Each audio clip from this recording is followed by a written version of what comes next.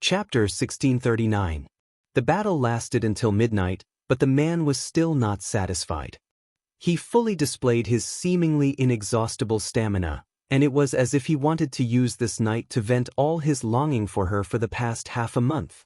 When he was aroused, he kept calling her name, and she kept responding to him. At first, she tried her best to cooperate with him, but later on, she was so tired that she gradually lost her stamina. The battle was close to madness, and the smoke of gunpowder filled every corner of the bedroom. She only felt that the world had gone crazy. The sky was spinning, and the earth was moving. The whole world seemed to be collapsing, and the earth was shaking. All her rationality was ethereal, and it was difficult for her to return to her shell. Her mind was filled with the thought that he had gone crazy. And she, too, had gone crazy. They had both gone crazy. It was as if their bodies no longer belonged to them. Their bodies were dripping with sweat, and it was sticky. It felt as if the two of them had been fished out of a pool. Outside the door, the two little lads were curiously leaning against the door. They originally wanted to sneak around and find out what was going on. However, they were helpless as the soundproofing of the hotel was really amazing. The two of them wanted to stick their ears to the door, but they still couldn't hear anything. "Sigh, forget it." Yu suddenly snorted and said, "I listened to your nonsense, and that's why I came to do such a thing with you. Eavesdropping on Daddy and Mommy is too despicable. If Daddy finds out, he'll be angry again." Xianxia felt wronged and said, "Boo, you were the one who wanted to steal. Shut up." Yu blushed and covered his mouth. He said anxiously, "If you continue to talk nonsense, I'll ignore you." "But I won't talk nonsense anymore. I wanted to eavesdrop, so I pulled you along." As an older brother, Xianxia naturally gave in to him, so he couldn't be bothered to argue with him. Yu was satisfied. He pursed his lips and looked at Xianxia with a smile. He opened his palm and said, "Okay, let's go back to the room to rest." But Xianxia held his hand, and the two little rascals held hands as they returned to their room to rest. It was late at night outside the window. With a deep groan from the man, the two of them climbed up the gorgeous clouds. At this time, the two bodies lying on the bed were already soaked in hot sweat. Towards the end, he suddenly grabbed her cheeks and kissed her seductive little mouth. Xianxia's cries were all overbearingly swallowed by him. With the last bit of strength, he completely relaxed his tense body and laid on top of her, panting heavily and rapidly. The man's sexy and deep breathing kept echoing in her ears. His warm breath brushed against her ear, making her feel itchy, but she was powerless to resist. After that, she was completely paralyzed in his arms, unable to move at all. And the important responsibility of dealing with the aftermath naturally fell on him. After Wuxia calmed down, he couldn't help but scratch the bridge of her nose. "Little rascal! This stupid woman." Throughout the whole process, he was the one who put in the effort. What about her? After everything was over, she was like a little rascal who only knew how to act shamelessly. She was paralyzed in his arms and didn't want to move at all. But it wasn't her fault. Chapter 1640. When he calmed his breathing, she was still panting heavily. One after another, it was as if the surrounding air was extremely thin and she was almost unable to breathe. It was as if he was trying his best to fill it up, but no matter what, he felt that it was not enough. Under his enlightenment, her body seemed to have turned into a puddle of spring water. Wuxia hugged her and walked into the bathroom. He filled the bathtub with warm water and sank her into the water, letting the two of their bodies submerge in it. When he calmed down, he liked to hold her like this. Then he would quietly admire her beauty. Xianxia nestled in his arms, her left face quietly pressed against his chest. The hair on her face was soaked with sweat and messily stuck to her face. However, after hundreds of years, it did not affect her pure beauty in the slightest. Her beauty was a kind of otherworldly beauty that did not hide a trace of dirt. At this moment, her eyes were half closed and there was a trace of drifting in her eyes. Her long and thick eyelashes drooped down, covering her eyelids with a layer of shadow.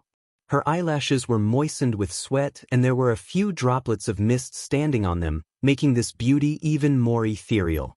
He secretly thought in his heart that if it was in the ancient times, she would definitely be an evil concubine that would bring disaster to the country. She would definitely be the kind of beauty that would cause chaos in the imperial court. So much so that for him who had always had a firm heart, in that moment, a cold thought suddenly floated in his mind: he might as well just die on top of her. Wuxia helped her clean up, and at the same time, he still could not control himself from entangling with her lips. Xianxia, however, was enjoying his gentle intimacy. She hooked her arms around his shoulders and responded to his kiss. Occasionally, she would stick out the tip of her tongue and poke him. Wuxia originally wanted to teach her a lesson, but just as he carried her upright, this pitiful little woman was so wronged that she was begging for mercy. "I really can't do it today. I will be killed by you here. Let me go, please. I don't want it. I really can't want it anymore." Seeing her so pitiful, Wuxia showed mercy and dispelled the thought. After the two of them had taken a shower, he wiped her clean and carried her back to the bedroom. After getting on the bed, Xianxia comfortably rested her head on his arm and fell asleep soundly. This sleep was peaceful and steady, and it was actually a dreamless sleep. Early in the morning, he was woken up by the urgent ringing of the phone in the living room. Xianxia was still sleepy, but Wuxia was suddenly woken up. He put on a bathrobe and walked to the living room. He saw that it was Xianxia's phone ringing in her handbag. He picked up the phone and heard Xianxio's voice on the other end. "Xia, where are you?" "Yesterday, the crew found out that it was your birthday and wanted to celebrate with you, but you disappeared without a trace." Wuxia's brows sank slightly when he heard the manager's voice. "She's with me." These 5 words were a high-profile declaration of sovereignty. In his eyes, Xianxia was undoubtedly a big love rival. It was a heinous crime to divide up the time that they spent together. Before Xianxia could respond, Xianxia heard Wuxia's deep voice and was so shocked that he almost threw his phone away. After a short moment of shock, Xianxia laughed. "Chairman Mu. Ha. So Xianxia is with you. I'm relieved. Xianxia is now? She's still sleeping." Chapter 1641. The words "too tired" left enough room for one's imagination to run wild. The corners of his lips twitched. He could almost guess the reason behind her "too tired." They hadn't seen each other for more than half a month. They must have been busy until late last night. Xianxia looked down and cleared his throat. Then he said awkwardly, "Okay. I won't disturb Chairman Mu's rest. By the way, please send my regards to Xianxia on my behalf. Happy birthday." Wuxia, however, replied, "You can say that to her face. I'm never in charge of passing on messages." Xianxia, his tone was so harsh early in the morning. Just a few words and it was full of tension. It seemed like he was implying that he was blaming him for making her schedule too full. There was clearly a hidden meaning in his words. Xianxia awkwardly exchanged a few more words before hanging up the phone. After giving it some thought, he realized that he had indeed made her schedule too full recently. After reflecting on it, he made another call to rearrange her schedule. Wuxia hung up the phone and returned to his room. In the afternoon, Xianxia was jolted awake by the noisy ringtone of her phone. She abruptly woke up from the ringing of the bell. She opened her eyes and heard the ringing of the bell. She turned her head and realized that the phone in her handbag had unknowingly been placed next to her pillow. She calmed her disturbed state of mind. Just as she raised her hand and was about to grab her phone, she was suddenly shocked by the feeling of accounting coming from the joints of her arm. "It's so sore." Xianxia frowned and mumbled. She endured the pain and picked up the phone. Yunyeqing's apologetic voice came from the other end. "Xianxia, are you free this afternoon?" This afternoon. Xianxia looked around the room. Only then did she recall the madness last night and where she was at the same time. The curtains in the room were closed, so she could not see the weather outside the window, nor could she tell what time it was. However, based on her sense of time, she knew that it was very late. When she turned around, the side of the bed was already empty. She didn't know when the man had left. From this, she could deduce that it was already late. Xianxia held her phone and her face suddenly turned pale. She remembered that she had a scene this afternoon. Only then did Xianxia remember that she still had to film a scene today. Yesterday, her scene with Hua Jin had not been completed. Logically speaking, she still had to shoot another scene today. And now, it must be almost noon, right? Oh my God. She had slept so deeply that she had wasted so much time. Why didn't that man remember to wake her up? She had a lot of work to do in the afternoon. She didn't know if she could make it in time. Xianxia? On the other end, Yun Yecheng's voice snapped her out of her daze. Xianxia suddenly came back to her senses and smiled. Daddy, I'm listening. I should be able to get to the train station this afternoon. However, I have a lot of luggage, so it's not very convenient. So, I wanted to ask if you have time to come over and help your uncle. After saying this, he paused for a moment before quickly adding, it's okay if you're really busy. If you really can't make it, you can take a taxi back. Xianxia was a little conflicted. She had a scene in the afternoon. However, she really couldn't bear to see her father rushing, so she asked, what time will you reach the station in the afternoon? Chapter 1642. All right. Don't worry, give me a call when you arrive, and I'll come over to pick you up. Do you have anything on in the afternoon? If you have something to say, then just let it go. The man persisted, still thinking of her best interests. Xianxia laughed. What can I have on? Dad, don't worry. I'm free this afternoon. He smiled, feeling touched by her thoughtfulness. After giving her a few more words of advice, he hung up the phone.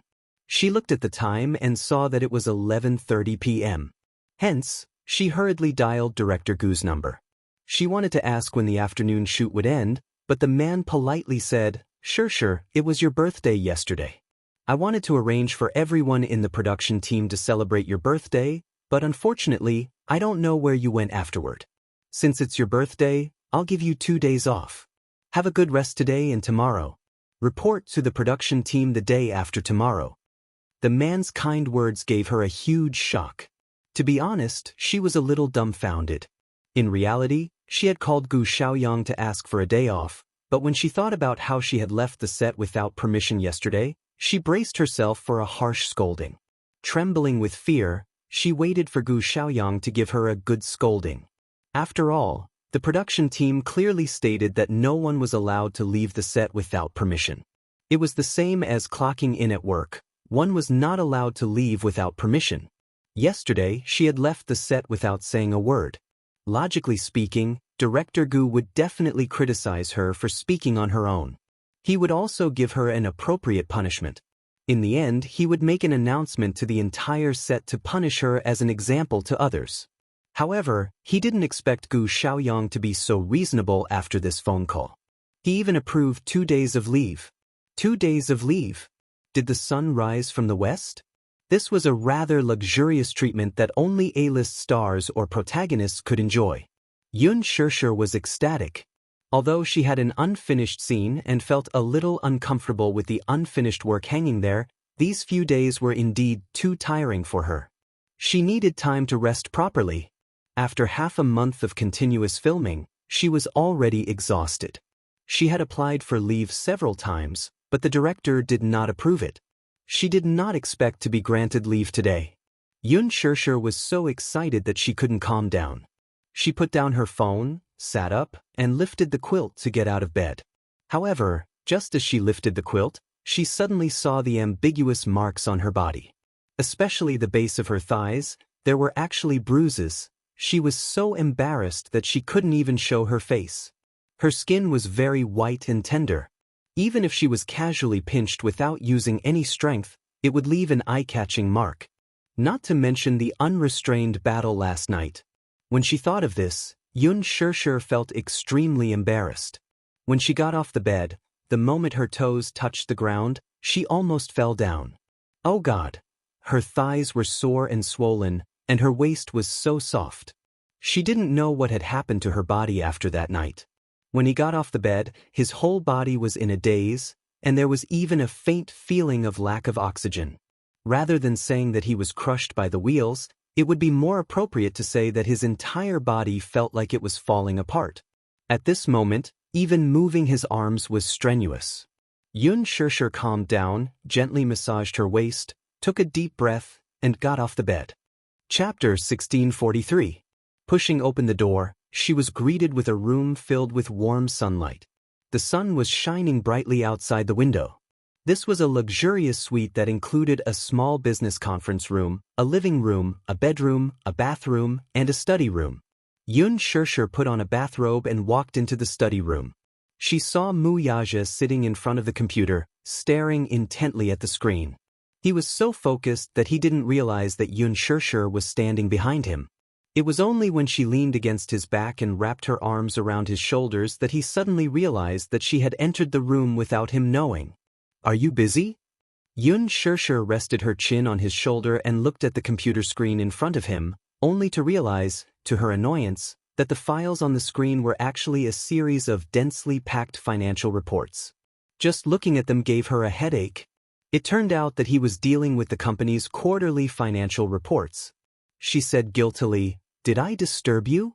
Wuxia smiled and patted the back of her hand gently. His voice was gentle as he asked, "Why don't you rest for a while? If you continue sleeping, it'll be night soon." Xianxia paused and laughed. "Why didn't you wake me up when you were awake?" Wuxia raised his eyebrows and said innocently, "I saw that you were sleeping soundly and even snoring like a little pig. That's why I didn't wake you up." "Snoring?" Xianxia was shocked. She was shocked and retorted with a red face, "You're talking nonsense. I never snore when I sleep." "Why didn't you snore?" Wuxia wanted to tease her, though, so he said in all seriousness, "You're snoring really badly. Like a little pig. When I called you, you even smacked your lips. You don't look like a lady at all." She panicked. He was so serious that Xianxia believed his words without a doubt. She really thought that she really snored when she slept. Oh my God. She snored. It was so embarrassing to snore when sleeping. In her impression, snoring while sleeping was a coarse behavior that only middle-aged men would have. She had always valued her bearing. When she thought about how she had actually snored and let this man hear it, for a moment, she only felt her cheeks burning. It was incomparably embarrassing. Feeling conflicted, Xianxia bit her lower lip. She wanted to cry but had no tears. Pouting, she carefully defended herself. "Actually, it's normal for people to snore sometimes. Sometimes, when people are too tired, they will snore when they sleep." Halfway through her words, she felt embarrassed. She wanted to say that he didn't mind her. Wuxia, on the other hand, was tickled by his earnest attempt to absolve himself. Thus, he raised his hand and couldn't help but pinch the tip of her nose as he teased, "You're not just snoring. I really want to take a picture of how ugly you look when you sleep." "What's wrong with me? What do you mean not only? What's wrong with me?" Wuxia nodded seriously. "Does drooling count with drooling? Boom, wait a minute." Xianxia's face flushed red. Why was she drooling? Xianxia was so shocked that she instinctively touched her mouth, but she didn't feel any saliva stains. Chapter 1644. Wuxia slapped her hand away. "Stop touching. When I woke up in the morning, your saliva was all over my arm. I used a towel to wipe it clean for you." He said it so seriously that Xianxia believed him even more. With a dejected look, she said, "Why was I salivating? I really don't know." As she said that, she bit her lips in annoyance and cried out in her heart, "It's over, it's over." Her ugly sleeping state was actually seen by this man. Xianxia was very concerned about her image in his heart. Salivating and snoring. Why was she like those middle-aged men who picked their feet when she was asleep? Seeing her reaction, Wuxia found it cute and interesting. He couldn't help but curve his lips and snigger. Xianxia heard him snickering and looked at him suspiciously. Alas, he was quick to restrain himself. By the time he looked at her, his smile had already disappeared and he was looking at her with a straight face. He did not know how to laugh at all. "I might really be too tired. I hope you don't mind." However, Wuxia harumphed coldly. "Salivating and snoring. I can tolerate that. But do you know that talking in your sleep in the middle of the night, rolling up the blanket, and even kicking people? That's really too much." Xianxia widened her eyes in shock and looked at him in disbelief. That's impossible. When I'm sleeping, I'm quite well behaved. I've never kicked people or talked in my sleep. For her, rolling up the blanket was especially too much. When I woke up in the middle of the night, the blanket on my body was gone. As he said that, Wuxia sighed helplessly. I really don't know how badly you tormented me last night. Xianxia bit her lips. She really wanted to cry but had no tears. She really didn't know that she had so many bad habits when she was asleep. Wuxia even sneezed according to the situation, scaring Xianxia so much that she didn't know what to do. Are you all right? It's fine. Wuxia frowned. She probably caught a cold. When Xianxia heard this, she felt even more regretful. She wrapped her arms around his and said, I'm sorry, I didn't know. I really didn't know my sleeping posture was so bad. That was because I had always slept alone. Yu had never said that when I slept with him in the past. That's why I didn't know I had a bad sleeping posture. When Wuxia heard this, he laughed in his heart, but on the surface, he pretended to be noble and cold, ignoring her. Xianxia was even more frightened, thinking that what he said was true. She said pitifully, Did you catch a cold? If I catch a cold, I'll feel guilty. Just as she was racking her brains to come up with a way to smooth things over, the man's lips curled into a smile as he suddenly wrapped his arms around her waist. In just a split second, he had her in his embrace. Lowering his head to look at her, he lovingly planted a kiss on her cheek. Little idiot, no matter how bad your sleeping posture is, I like it. Xianxia was stunned. Looking at the playful look in his eyes, she suddenly reacted. Pointing at him, she complained, You weren't teasing me just now, were you? You just realized? Wuxia moved his face closer to hers. The playful smile in his eyes had a tinge of naughtiness as their noses touched. I like to tease you. He liked to see her flustered and helpless, like an anxious little bunny. Chapter 1645. This was probably one of the few disgusting interests that he could enjoy. Xianxia punched him hard, but even though she used a lot of strength, it did not hurt him at all. He could not help but laugh. To him, this little fellow's strength was not worth mentioning at all. Wuxia, why are you so bad? You actually lied to me and said that my sleeping posture was bad. Hey, do you know that I almost believed you? Xianxia felt extremely wronged. She had actually been so stupid to believe his words and even seriously consider how to explain herself. But she did not expect that he was just teasing her. She was extremely unhappy. Why did she feel so stupid and gullible? Was it fun to tease her?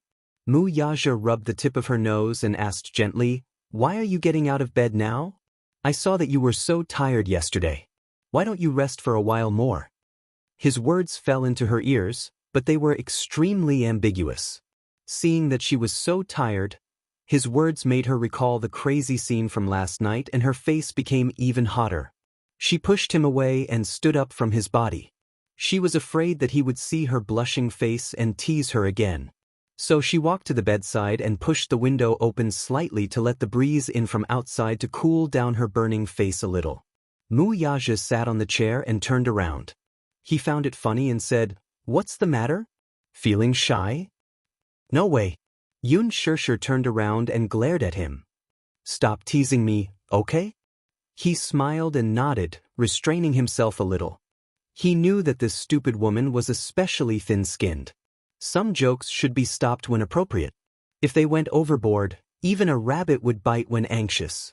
Xianxia suddenly asked, Are you free this afternoon? Wuxia replied. Actually, he still had a few cases to deal with in the afternoon. However, one of the standards of being a wife's slave was that whenever she asked if he was free or if he had time, it meant that she had something to do. Therefore, even if he had something to do, he had to answer, yes. If he couldn't finish the case, he could leave it for tomorrow. He wasn't in a hurry anyway. She was number one. If Xianxia knew about this, she would definitely be touched to death. However, as a man, he would definitely want to save face. He couldn't let her know that he had rejected several cases for her. If she found out, she might secretly feel proud of herself. Seeing that he was free, Xianxia asked, "Can you come with me to pick someone up this afternoon?" "My father." Xianxia smiled. "He's coming back to Beijing today. He'll arrive at the train station in the afternoon. It should be around 4 o'clock. If you're free, come with me to pick him up." Wuxia smiled. "Okay, I'll accompany you." When Xianxia heard this, she was in a good mood. However, she suddenly thought of something and asked again, "Are you really free this afternoon? I see that you are usually very busy. I happen to be free this afternoon. But, love you." She hugged him by the shoulders and gave him a kiss before running to the bedroom to report to her father on the phone. Sure, can you prepare 2 cars this afternoon?" "No problem. Do you have a lot of luggage?" "It's like this." Chapter 1646. Xianxia was taken aback by his words. Xianxia found a secluded place and explained his purpose for coming. It turned out that Xianxia had initially refused to go to the capital for no other reason than that he knew what his wife was up to. She wanted to make use of this opportunity to escape from this destitute place and, by basking in Xianxia's limelight, secure a good job for her 2 daughters in the city. If she could find a decent job in the city, it would be a glorious thing. This job, however, was another matter altogether. She was mainly thinking that if she could find a wealthy husband for her 2 daughters in the city, then she wouldn't have to worry about the rest of her life. Furthermore, with Xianxia in the city, she would not have to work so hard to serve him. She even planned to find a second love and marry another man in the city. After all, she was still young in her 40s. She could not let Xianxia drag her down for the rest of her life. If she could marry another man, she would decisively kick away the crippled Xianxia and live a happy life of her own. Women, after all, husband and wife were birds in the same forest, but they would fly away in the face of disaster. Moreover, there was a saying that went, "A fine bird chooses a tree to nest in." Xianxia was crippled and had lost his ability to work. He would have to rely on others to take care of him for the rest of his life. She did not want to be a coolie, so she naturally had the idea of looking for a better job. How could he not see through her thoughts? After being married for so many years, he had long figured out what she was thinking. Moreover, he was now crippled, so his mind was very sensitive. When a person reached this stage, they would be able to see things and people clearly. It was especially so at this time that one could see through people's hearts.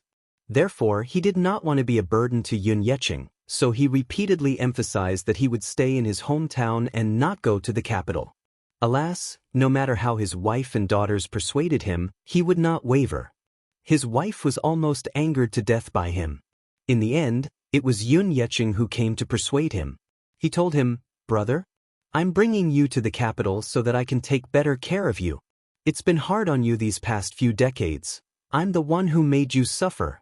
You don't have to worry about whether going to Xianxia will bring me any burden or trouble. This isn't something you should be worried about. Moreover, you're my younger brother. This is what I should do. Don't tell me you want me to leave you at home and watch you suffer. How can I, as your older brother, stand by and watch? I've seen everything you've done for the past few decades. When I was in my prime, you quietly took care of my old mother for me. When I was down and out, you secretly came to the capital and gave me your hard-earned money. And these past few decades, you've been fulfilling filial piety on my behalf. You've been responsible for so many years. You've been responsible for so many things that you shouldn't be responsible for. Now that you can't bear it anymore, it's time for me, your older brother, to take responsibility for you. Mother is no longer here, and you are one of the few things I care about in this world. Come with me to the capital and let me take good care of you. Now that life is better, and Xianxia is also working hard, I have nothing to worry about other than you." Chapter 1647. "Aho, don't say such things. In any case, I've already made up my mind to bring you back to the capital. You don't have to throw a tantrum, just listen to my arrangements." Xianxia was touched by this, but he could not say anything about it. Now that Xianxia was bringing Xianxia to the capital, his troublesome wife and 2 daughters would, of course, follow suit. As a result, Xianxia and her 2 daughters had packed their bags and followed him excitedly to the capital to enjoy life. As mentioned earlier, when Yeho was young, he worked at a construction site and earned enough money to build a new house in his hometown. After building the new house, he married his wife and gave birth to a pair of daughters. What happened in the end? Although they were not rich at first, they still led a stable life. Man proposes, God disposes. Yeho got injured while working and became half paralyzed.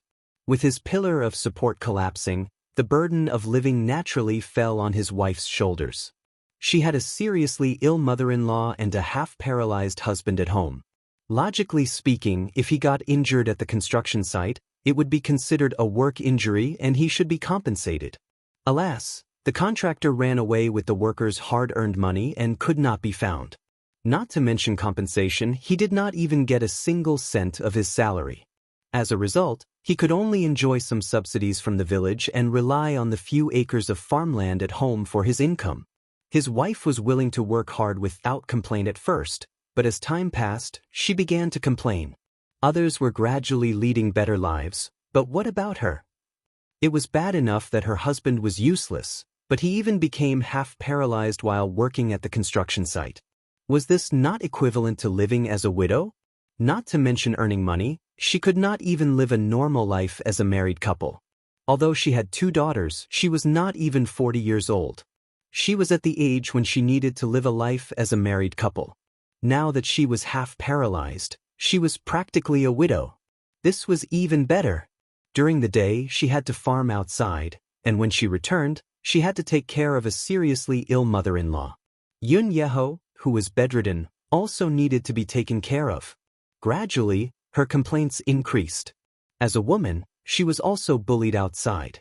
After all, the only man in the family had collapsed, so the villagers looked down on her and often made things difficult for her. At this time, one of her daughters failed to enter a university, so she sent her to work at the factory. As for the other, she was more promising and managed to enter a university. In the end, when she found the passbook at home, she found that the money in it had disappeared without a trace. With the passbook in hand, Xianxia went to Yeho's sickbed and questioned him about the whereabouts of his money. Yeho's mind at first. Later on, Xianxia threw a tantrum at home, smashing pots and bowls, which alarmed her 2 daughters. It was only then that Yeho stuttered and explained that when Yeqing's family was in dire straits a year or 2 ago, he had secretly given him a sum of money to tide him over when he went to the capital to visit his relatives. How could his wife let it go when she heard that? She began to pester him to ask Yeqing for the money back. Yeho refused. First, it was because he would lose face. The money had already been given out, so how could he ask for it back? Chapter 1648. She stomped her feet in anger. She cried, threw a tantrum and threatened to hang herself, but her husband was adamant and did not care. In the end, her heart turned cold toward him. Honestly speaking, Yeho's handling of this matter was indeed not perfect, so much so that Xianxia began to wonder if her husband was being too biased toward her brother's family, even though there was no fairness in this matter. Her husband was having a hard time, but did her family have it easy? At most, they would go bankrupt, but not only did she lose her source of income, but she also had to take care of a sick and disabled person. Now that their daughter was going to university, they had lost all their money. What was the meaning of this?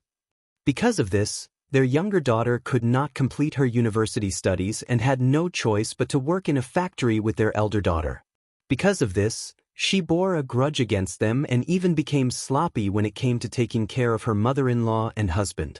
When Yeqing found out about this when he went back to attend the funeral, he felt very apologetic and said that he wanted to compensate her with the money. Although the money was paid, the woman could not get rid of the hatred in her heart. Although she appeared polite on the surface, she did not buy it in her heart. What was the point of returning the money? Because of this, her daughter could not complete her university studies. This became her lifelong regret. One must know that having a university student in the family was a respectable thing. It was all ruined because of her husband's family. There was one more thing that he did not know. Sometimes, when she returned home late, it was not because she had just returned from the fields. Instead, it was because she had an affair with a bachelor next door behind his back, and the other party gave her a few hundred yuan for it. Everyone in the village knew that she was having an affair behind Yun Yeho's back, but he was kept in the dark. Hence, many people in the village secretly laughed at him. Everyone in the village laughed at Xianxia for being a loose woman. Anyway, her reputation had been spread out. They all said that she was a woman who did not abide by the virtues of a wife. When Yun Yeqing returned to his hometown this time, he also heard some gossip. He was furious and had many opinions about this woman. However, in order to avoid agitating him, he suppressed the urge to bring it up. Still, he did not have a good impression of this woman. His wife was the one who had shamelessly suggested this trip to the capital. Hence, he decided to find her a place to rent out once they reached the capital. He couldn't let Xianxia become Shishir's burden. At 4 in the afternoon, Yun Shishir and Mu Yaja arrived at the station early in the morning. Each of them drove a Mercedes-Benz SUV. Mu Yaja especially called for bodyguards to clear the road to prevent paparazzi from taking photos. They were all public figures. Naturally, they had to be on guard when they appeared in public. When the car arrived at the station, Yun Yeqing gave her a call. Yun Yeqing was stunned to see Mu Yaja, who was dressed in casual wear, standing in front of him, looking tall and slender. He then looked at Yun Shishir with suspicion in his eyes. "Shishir, isn't this your university professor?" Yun Shishir coughed and said, "Dad, let's go home first. There are too many people here, so it's not convenient to talk." All right. Yun Yeqing nodded and then turned to the wheelchair-bound Yun Yeho. "Aho, this is Shishir. Can you still recognize her when she grows up?" Chapter 1649. Yun Yeho stared at her for a long time before realization dawned on him. "Oh my, Shishir, it's really you. I recognize you. He grabbed her hand and patted it as he lamented, "Shishir has grown up and is even prettier than when she was young. A girl changes 18 times between childhood and womanhood." Tears welled up in his eyes as he lamented. Xianxia and Yun Yeho's daughters, who were standing behind them, had ugly looks on their faces. However, they quickly suppressed their feelings of discomfort. Inwardly, Xianxia thought, "We're not his daughters, so why is he being so affectionate?" Yun Shishir glanced at her mother and her 2 daughters behind her before walking up to them with a smile. "This must be Auntie, right? Nice to meet you, Auntie." Xianxia smiled. Of course, she had to do it well. She said enthusiastically, "Oh, Shishir. It's you. Look, you've changed so much since you've grown up that Auntie couldn't recognize you." At the side, her eldest daughter, Yun Qingmiao, suddenly asked, Sister Shishir looks different from when she was young. I can't tell." Yun Qingmiao was 3 years older than Yun Shishir and had met her once when she was young. Her other daughter, Yun Qinli, said disapprovingly, "Sis, how many years has it been since you last saw Shishir? You must have forgotten how she looks like." Yun Shishir smiled and sweetly greeted, "Sister Qingmiao, Sister Qinli." The 2 sisters went forward and shook hands with her, but for some reason, Yun Qinli looked at her strangely. Yun Qinli didn't really like her. After all, if not for Yun Yeqing's matter, she would not have failed to attend university and become a laughingstock. Mu Yaja walked forward, but when he appeared in front of the sisters, he instantly attracted the attention of the mother-daughter trio. He was too dazzling. Even though he was wearing sunglasses and a low-key casual outfit, standing silently beside Yun Shishir, it was hard to ignore his powerful aura. His presence was too strong. Yun Qinli had only noticed Yun Shishir at first, but Yun Qingmiao, on the other hand, had been sneaking glances at him from the start. Oh God, this man is so handsome. He was dressed so fashionably. Looking at the leather jacket he was wearing, it was obvious that it was expensive. Everything he was wearing was branded, right? This man must be very rich or has a good family background, right? Could it be Yun Shishir's boyfriend? Xianxia also noticed him. She tugged on Yun Shishir's sleeve and secretly asked, This? Yun Shishir was once again put in a difficult position. At the side, Mu Yaja said expressionlessly, "Hello, Auntie, I am Shishir's husband." The sudden sound made Yun Shishir choke on her saliva. She snapped back to reality and glared at him unhappily. This man, how could he talk to himself? He had just proposed and had yet to register his marriage. How could he be considered her husband? Wuxia received her angry glare and smiled. What's wrong? Why are you so shy? Husband? Everyone exclaimed in unison in shock, but they all cast their gazes on them in disbelief. No one was more surprised than Xianxia. This man, wasn't he her university professor?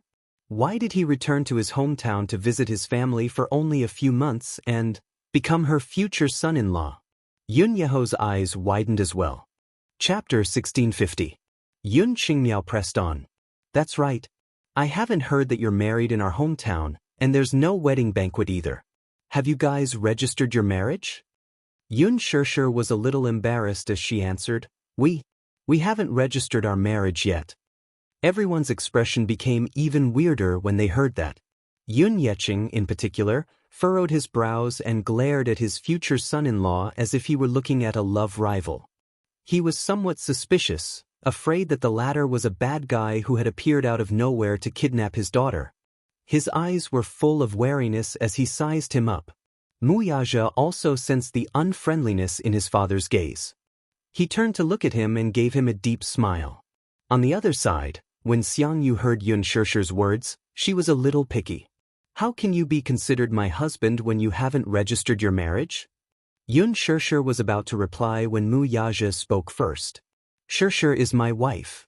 Whether we register our marriage or not doesn't mean anything. His domineering and firm attitude made Xianxia swallow her words with just one sentence. Suddenly, she sized up Wuxia again before her gaze finally landed on the branded watch on his wrist.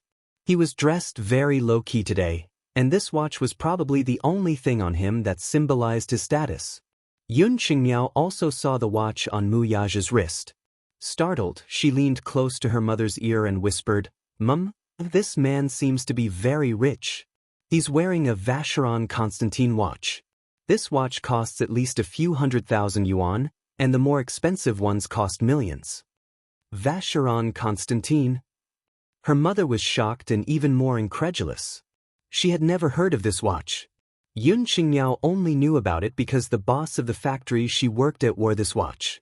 She heard that it cost a few 100,000 yuan. It was so expensive that it cost millions. She had never seen it before, though. Well, watch.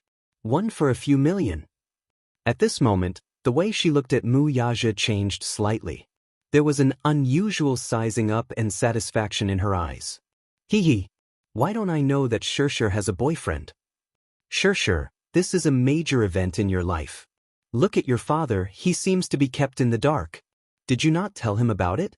If you ask me, before she could finish her words, Wuxia lost his patience and interrupted her. Xianxia and I don't need you to worry about our marriage. I've already ordered people to pick an auspicious date. I'll give Xianxia a perfect wedding. Once again, Xiangyu's words were blocked. She had nothing else to say, and her expression was a little awkward. Yunyeho, who was standing at the side, said, You talk too much, Xiangyu. It's not up to you to worry about Xianxia's boyfriend. She was embarrassed. Yunyechen kindly replied, Hey, don't say that. I'm just concerned about Xianxia. Xiangyu rolled her eyes inwardly. Care my ass. Who's asking you?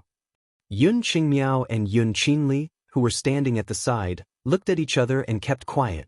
Yun Qinli, in particular, felt even more indignant. I hate this Yun Xianxia. If not for Yun Yecheng's family, she would have gone to university. Now that she did not go to university, she had no choice but to work in the factory with her elder sister.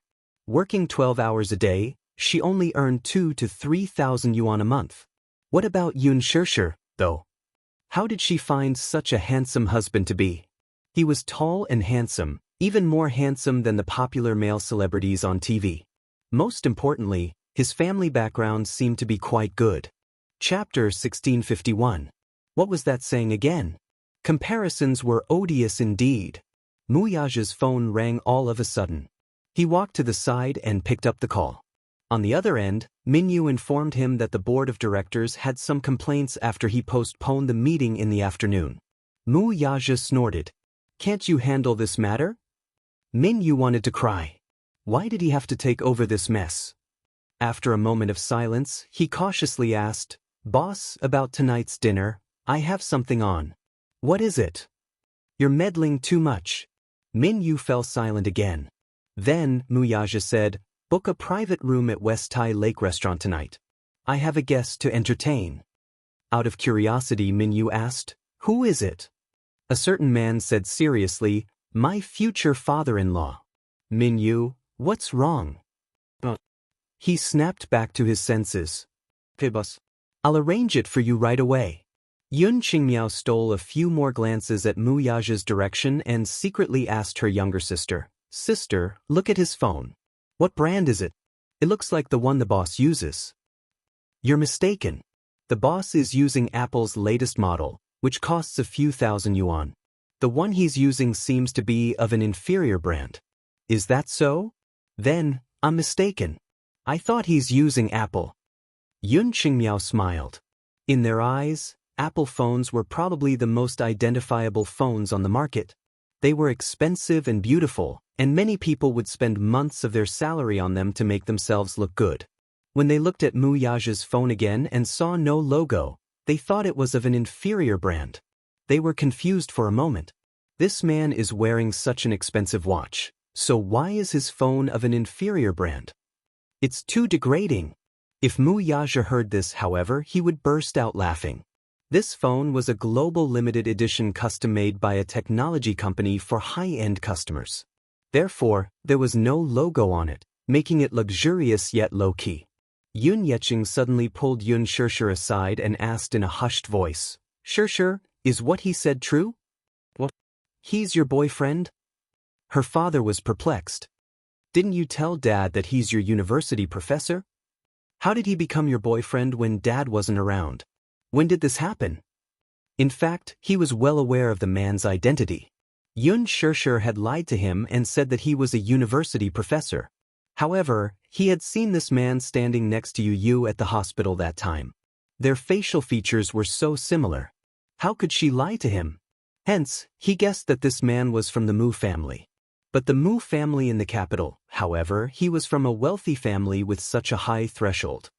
He was afraid that Shishir would be wronged if she were to be with this man. Dead. Yun Shishir did not know what he was worried about. She hugged his arm coquettishly.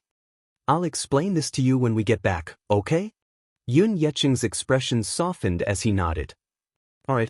You're not young anymore, so it's understandable for you to find a partner. However, you must keep your eyes open when you're looking for a partner. If you're going to spend the rest of your life together, you must find someone you like and suitable." "Okay, but I'll follow your teachings," Yun Shishir said mischievously. Chapter 1652. Wuxia walked up to him and said, "Uncle, Shishir and I have prepared a welcome banquet for your return to the capital. It's getting late, let's go." "There's no need to go through so much trouble." Yun Yeqing politely declined. Wuxia smiled, but his tone was as domineering as ever. "I'm all prepared. If you don't go, I'm afraid you'll be letting Shishir down." Yun Shishir chimed in, "That's right, Dad. Uncle and Auntie will be here this time, along with my two sisters, so we must treat them well. Just go." Yun Yeqing could not persuade her otherwise. Thus, Wuxia and Yun Shishir took his luggage and walked toward the car parked at the entrance. Yun Qingmiao had just reached the entrance when she saw two Mercedes-Benz cars parked there. One was a black Mercedes-Benz AMG, while the other was a white Mercedes-Benz AMG. Yun Qingmiao did not understand cars, but she could recognize the logo. Just the Mercedes-Benz logo alone was enough to shock her, and there were two of them. This time, she was certain that Yun Shishir's boyfriend was not simple. Jealousy grew in her heart. Yun Shishir busied herself with putting their luggage into the car. Yun Yeqing was trying to think of a way to carry his brother into the car when Wuxia stopped him. He bent over and, with a little force, easily carried his brother into the back seat of the car. This hormonal action made Yun Qingmiao and Yun Qinli blush and their hearts beat faster. Yun Shishir put the luggage in place, closed the trunk, and walked to the two sisters with a smile. "Sister Qingmiao, Sister Qinli, get in the car." Yun Qingmiao frowned, feeling a little uncomfortable. She did not know why, but standing in front of Yun Shishir, she felt ashamed of her inferiority. Today, Yun Shishir was wearing a socialite blouse, slim-fit trousers, soft UGG boots, and a snow-white trendy jacket. She looked pure and charming. Just like her name, she was gentle and elegant. One look and one could tell that she was a lady from a prestigious family. She exuded an aristocratic aura from head to toe, which made Yun Shishir feel inexplicably inferior. She lowered her head and looked at herself. Her clothes had been washed until they were white, and her shoes were so worn that they could not be seen. Her hair was disheveled from the long train ride, and her skin was tanned and rough due to long-term exposure to the sun. There was an indescribable sadness and envy. Earlier, when Yun Shishir addressed her as Sister Qing Miao, it made her feel uncomfortable. Yun Shishir, that name. Poetic and artistic. She then looked at her name, Yun Qingmiao, which was uncouth and unpleasant to the ears. Why was the name Yun Yeho gave her so uncouth? When Yun Shishir saw her expression, she frowned suspiciously. What's wrong? Don't call me by my name. But Yun Shishir was baffled. Your name is so nice. It's so embarrassing that my name is so uncouth and unpleasant, retorted Yun Qingmiao. Yun Shishir smiled. No, I think Sister Qingmiao's name is very nice. Please, don't try to coax me. It's so embarrassing. I think that names are given by parents, so no matter what I'm called, I think it's nice. Yun Shishir gave him a serious look. Chapter 1653. He. Yun Yecheng's face was flushed red. When they got into the car, Yun Qingmiao pointed at Mu Yaja's car and asked, Shishir, can Qinli and I sit in this car? Sure. You can sit anywhere you want. Since both cars were spacious, it was not a problem for them to sit together. Yun Qingmiao and Yun Qinli, however, were unwilling to do so. They wanted to sit in Mu Yaja's car, so Yun Yeho, Yun Yecheng, and Xianxia sat in Yun Shishir's car. The two sisters, on the other hand, sat in Mu Yaja's car. The moment Yun Qinli got in, she was shocked by the spacious interior. Every detail of the Mercedes-Benz Gulsamg, an imported SUV, was high-end. Leather seats, panoramic sunroof, and streamlined body. Thus, when the sisters got into the car, they felt a little uneasy and restrained. Somehow, they felt that this car was too high-end and expensive. The car started moving slowly. Mu Yaja kept his eyes fixed on the front as he held the steering wheel and led the way. Yun Shishir's car followed behind. He drove a little slowly, seemingly taking into account that she was inexperienced in driving, so he did not drive too fast for fear that she would not be able to keep up with him. After getting used to it for a while, Yun Qingmiao finally relaxed her body. She leaned forward slightly and leaned on the back of the driver's seat. Through the rearview mirror, she silently sized up Mu Yaja's side profile. He had an arrogant lower jaw and flawless facial features. He was handsome and resolute, and his eyes exuded an incomparably noble and arrogant aura. She could not help feeling a little infatuated. She had never seen such a handsome man before, especially this man. Not only was he good-looking, but he also came from a wealthy family and was very charming. No woman could resist such extraordinary charm in front of him. She was no exception. Her heart was stirred. Thus, she asked with a grin, "What's your name?" Yun Qinli, who saw that her sister actually dared to strike up a conversation with this unapproachable man, was instantly interested and moved forward. Mu Yaja stared at him, but his voice was cold. "In the future, you can call me brother-in-law." "Brother-in-law?" Yun Qingmiao laughed dryly at that. "That's not very nice, is it? You're not even engaged yet, so it's not appropriate for me to call you brother-in-law now." Mu Yaja frowned slightly but did not say anything. "Tell me your name, I don't even know your name." Yun Qinli also chimed in, "That's right." Mu Yaja suddenly said, "Pay attention to your seats." Yun Qingmiao and Yun Qinli exchanged glances before turning to look at their seats curiously, not understanding what he meant. "What do you mean? I don't understand." Mu Yaja said, "Seat belt." Yun Qingmiao grabbed the seat belt, but she was still confused. "What's wrong with the seat belt? Fasten it." Yun Qingmiao did not know whether to laugh or cry. Why are you fastening the seatbelt? Mu Yaja raised a brow impatiently and then turned the steering wheel abruptly, making a sharp turn. Caught off guard, the two sisters bumped into each other and nearly fell out of their seats. When the car returned to normal, the two sisters raised their heads in embarrassment and quickly fastened their seatbelts, not daring to say another word. This way, even if Yun Qingmiao wanted to talk to him, she could not do so due to the seatbelt. He did not like women other than Yun Shirshir to be so close to him. Chapter 1654. The car continued its journey. Yun Qingmiao and Yun Qinli whispered, "Shirshir's boyfriend doesn't seem to be easy to get along with." That can't be, right? I saw him standing beside Shirshir just now, and his gaze was very gentle. Why is it that now? Look at him. Yun Qinli gestured at the man in the rearview mirror. He was looking straight ahead with an aloof expression and some lingering fear. Along the way, Mu Yaja did not speak or respond to them. Even when the two tried to strike up a conversation, he did not respond. He gives off an unapproachable feeling. Yun Qinli suddenly whispered, "I think he must be a henpecked husband. A typical henpecked husband who only listens to his wife. Look at him. He's cold and indifferent when other women talk to him. It's obvious that he doesn't want to talk to us. Is that so?" Yun Qingmiao clicked her tongue in a sarcastic manner. Yun Qinli pinched her in trepidation. "Can you keep your voice down?" "Oh, it's fine." Yun Qingmiao continued to size him up through the rearview mirror in a daze after saying that.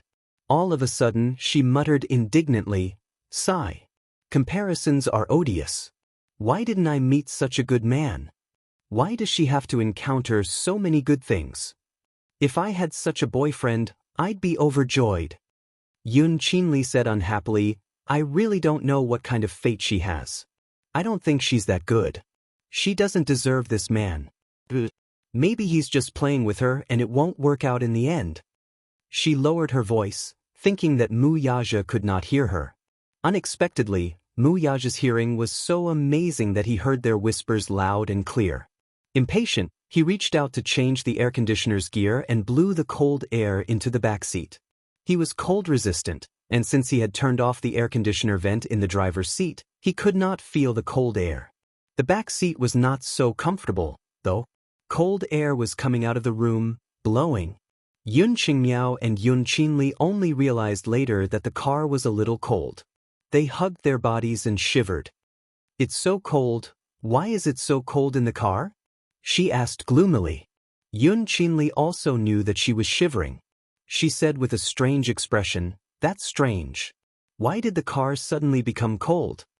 After a pause, she discussed with Mu Yaja, "Why don't we turn on the heater? It's too cold." However, Mu Yaja said, "The heater is broken." Yun Qinli, "How could it be broken? Oh my God." Thus, Yun Qingmiao and Yun Qinli kept blowing cold air all the way. Minyu had arranged for him to stay at Wenbi Villa Hotel. When they got out of the car at the hotel, Yun Qingmiao and Yun Qinli were hugging each other's shoulders. They were clearly freezing. After a certain two-faced man got out of the car, he swept them a glance before gracefully slamming the car door and walking toward Yun Shirshir's car. Yun Qingmiao and Yun Qinli looked at his back view. They opened their mouths, wanting to say something, but hesitated. Xianxia walked up to them and touched Yun Qingmiao's hand, which was cold to the touch, which gave her a shock. "Why are your hands so cold?" Yun Qingmiao said aggrievedly, "The heater in the car is broken, and we've been freezing the whole way." Shielding her daughter, Xianxia said angrily, "What lousy car is this? How can the heater be broken?" Chapter 1655. Yun Qinli was a little puzzled. Earlier, she seemed to have seen the air conditioning on the dashboard display. Did he turn it on purpose? She had her suspicions. Mu Yaja had originally booked the West Lake Thai restaurant, which was located in the Wenbi Villa Hotel. It was considered a high-end restaurant. Although it could only be considered high-end, the dishes in the restaurant were sumptuous and delicious. After stabilizing the car, Yun Shirshir helped Yun Yeqing out of the car. As for Yun Yeho, he was naturally carried out of the car by Mu Yaja, who then pushed his wheelchair into the hotel. At first, Yun Yeho was a little restless and politely declined the offer. From their first meeting, he could tell that this man was of noble status. He was either rich or powerful, so he felt somewhat flattered to have him push his wheelchair. Mu Yaja, however, simply said, "You're not in good health, so just sit still. You don't have to worry about anything else." Hearing this, Yun Yeho did not say anything else. His flushed face showed that he was in a good mood. Yun Shirshir snickered when she saw this. This fellow is quite good at doing things. Inside the hotel, the restaurant manager naturally did not dare to delay the arrival of a distinguished guest. He led the waiters to line up at the entrance to welcome him. The lobby manager could not hide his joy and excitement when he saw Mu Yaja.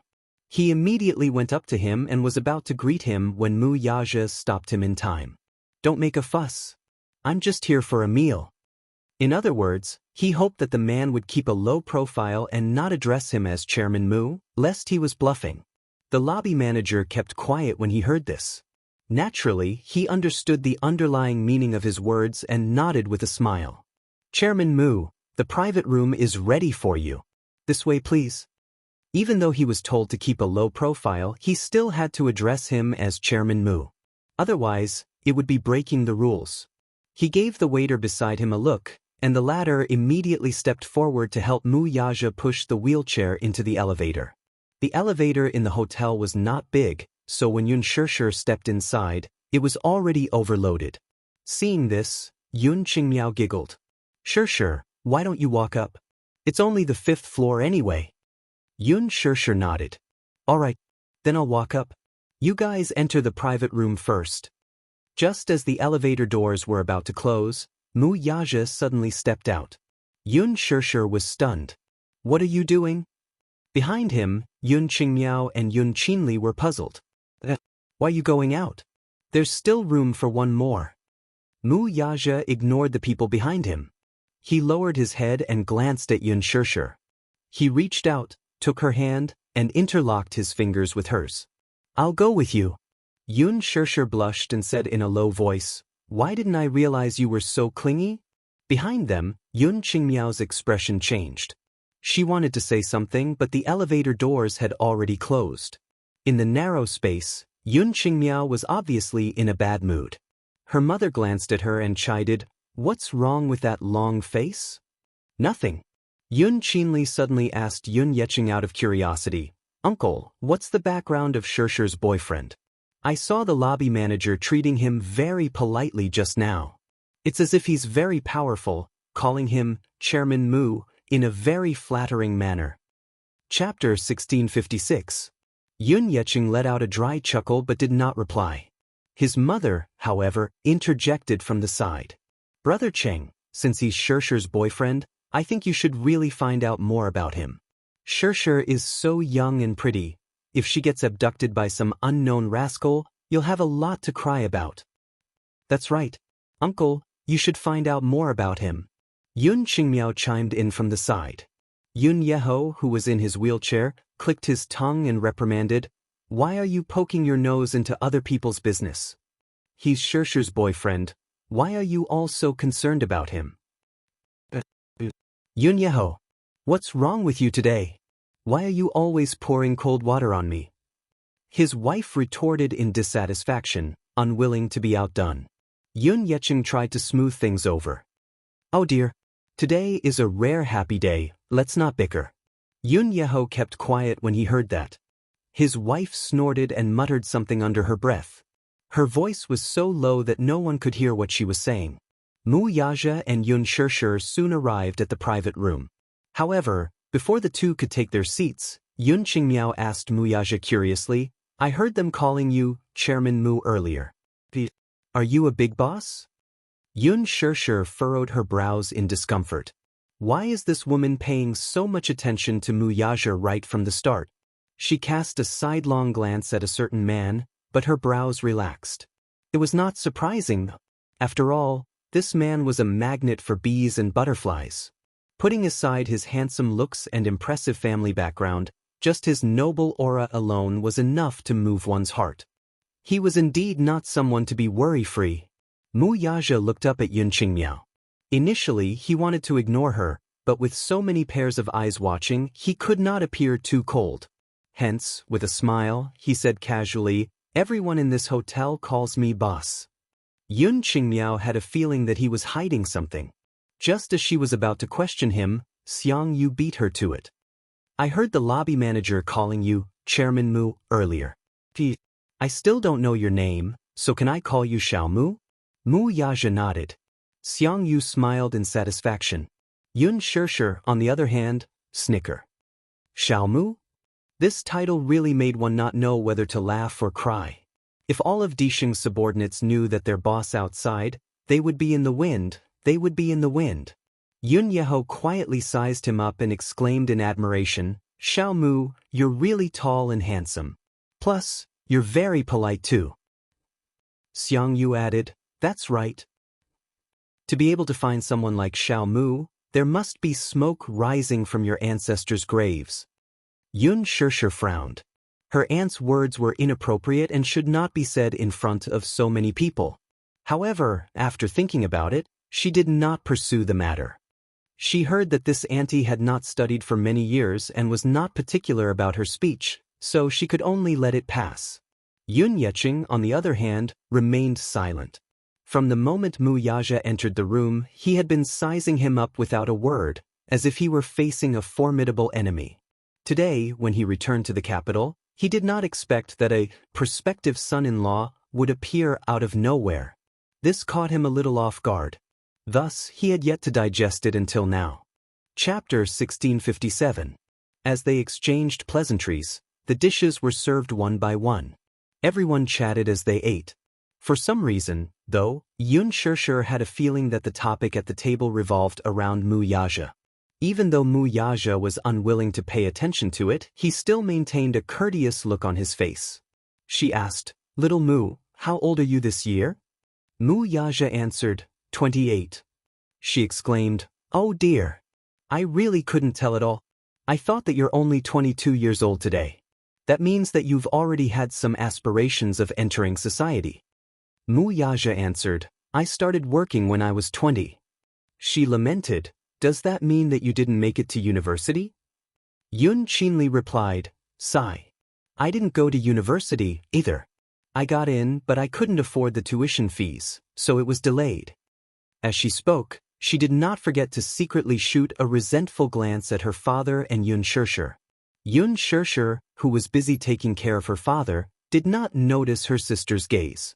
Mu Yaja answered, "I did go to university, but I finished all my studies when I was 19. Her eyes widened in shock. "Which university are you from?" Mu Yaja answered, "Stanford." Her eyes widened. "Why are you tearing up the blanket?" Mu Yaja patiently answered, "Stanford." She frowned. "I've never heard of that university." Yun Qinli, who was standing at the side, felt a little embarrassed and quickly tried to smooth things over. "Mom, he's talking about Stanford, a very famous university in America." "Stanford. I see." She rubbed her hands together uneasily, clearly feeling a little embarrassed. Yun Yeho suddenly said, "Shishir, you should be 23 years old today, right?" Yun Shishir looked up and smiled. "Uncle, you must have remembered wrongly. I'm 24 this year." 24. Yun Yeho slapped his forehead. "Oh dear, I remembered your birthday wrongly."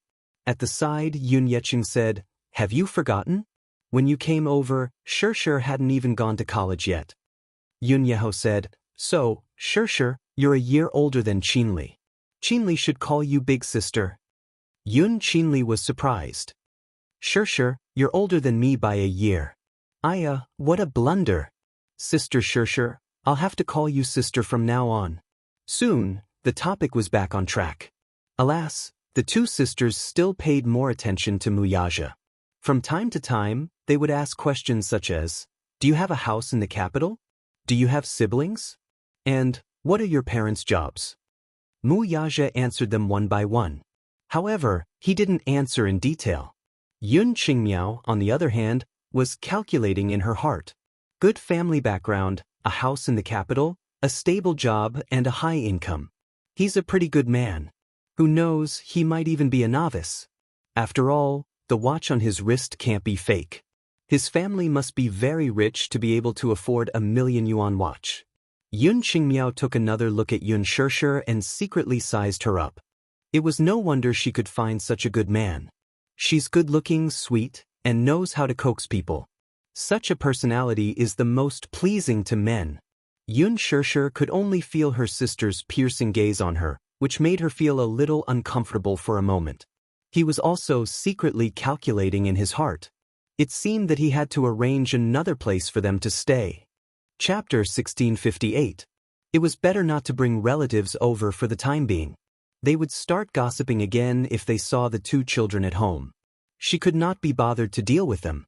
She was not afraid of getting pregnant out of wedlock. Rather, she was afraid that this auntie and her two sisters would say something hurtful in front of the children. Even if it was unintentional, she would not allow it. Hence, after dinner, Yun Shishir decided to arrange for them to stay in a hotel for a few nights. She would make proper arrangements for them once she found another place to stay. Driving to the hotel, she arranged 2 rooms for her mother, Yun Qingmiao, and Yun Shishir. The latter asked curiously, why are we staying in a hotel? Mom, the housing prices in the capital are so expensive. Sister Shishir's house is small and can't accommodate so many people, so she arranged for us to stay in a hotel first, said Yun Qinli. Her mother smiled at that. If you ask me, the capital isn't as comfortable as our hometown. There are so many rooms back home, it's the same for all of us. The housing prices in the city are indeed frighteningly expensive. Yun Shishir could only say, Auntie, Sister Qingmiao, and Qinli, let's just make do for tonight. I happen to be free tomorrow, so I'll bring you guys to look at the houses and arrange for your accommodations before making other arrangements. Her mother nodded but suddenly asked, how much does a night in a hotel cost? I don't have much money on me. She had a bank book with her, and it contained tens of thousands of yuan that her father had returned to her. She could not bear to spend it, so she deliberately said that. Yun Shishir said politely, I've already paid for your rooms, so you guys can stay here without worries. But after leading them to their respective rooms, Yun Shishir was finally able to leave. She then drove the 2 back to Xianxia Walk. Along the way, Yun Yeho dozed off in the back seat. He was indeed tired from the long journey. Yun Yeqing, on the other hand, was not sleepy. Taking advantage of his brother's nap, he sat in the front passenger seat and suddenly turned to ask, Shishir, how far have you gone with him? Dad, what do you mean by that? Have you slept with him? Yun Yeqing paused for a moment before asking bluntly, did you sleep together? Yun Shishir blushed. After a moment of silence, she nodded awkwardly. Yun Yeqing's face turned ashen when he heard that, but he could not bear to reprimand her. Instead, he sternly said, Shishir, it's not that Dad wants to chide you. You're too muddle-headed. You haven't gotten married and you haven't even gotten your marriage certificate. It's not right for you to be living together.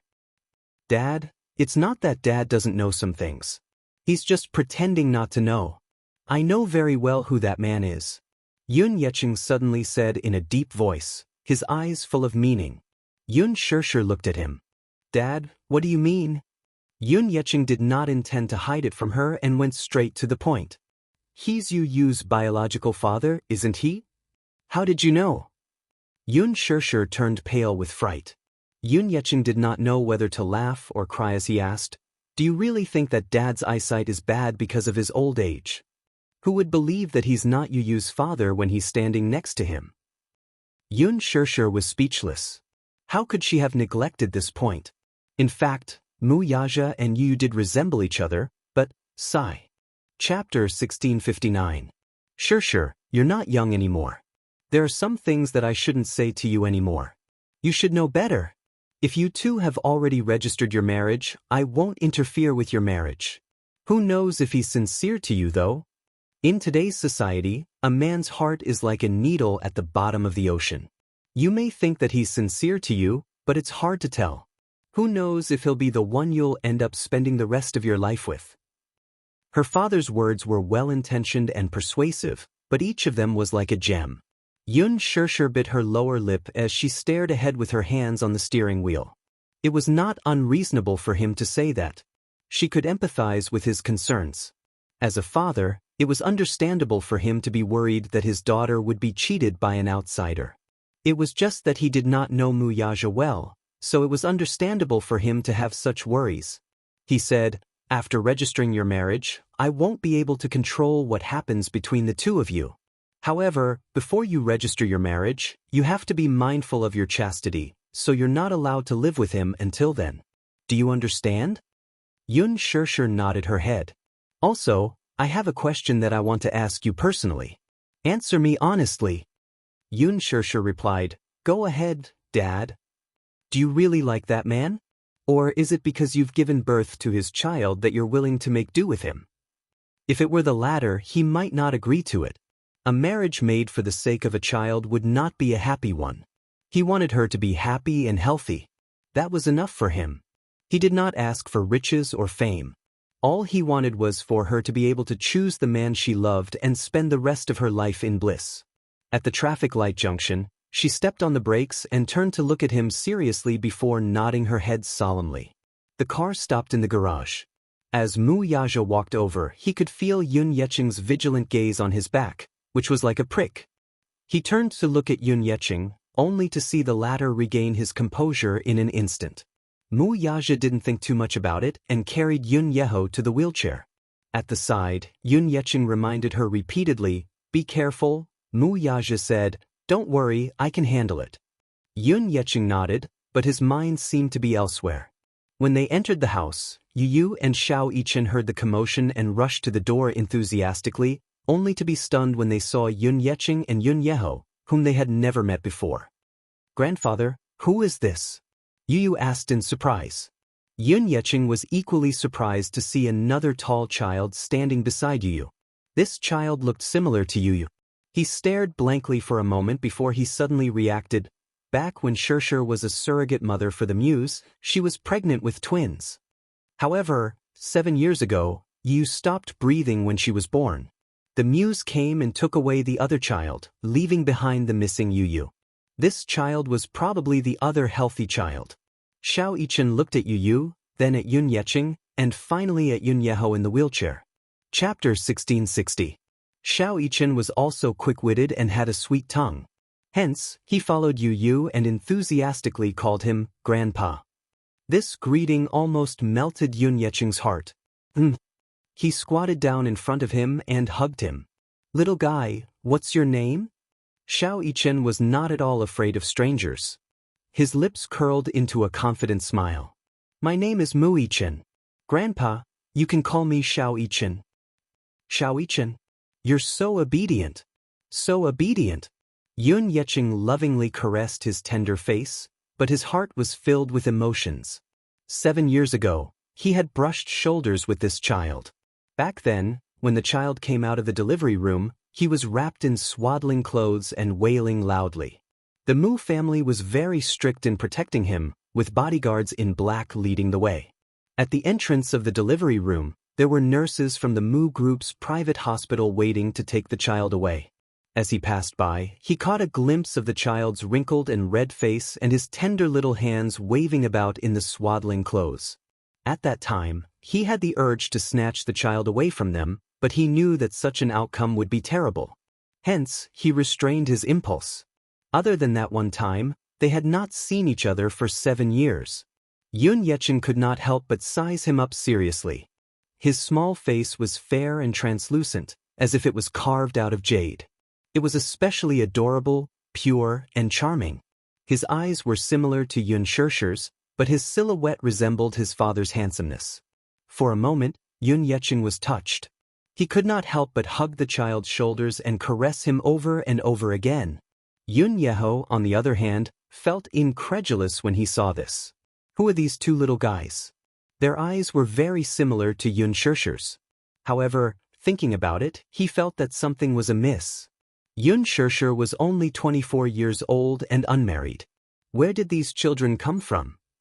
Xianxia looked at the two children and then at Xianxia, but out of courtesy, he did not ask any questions.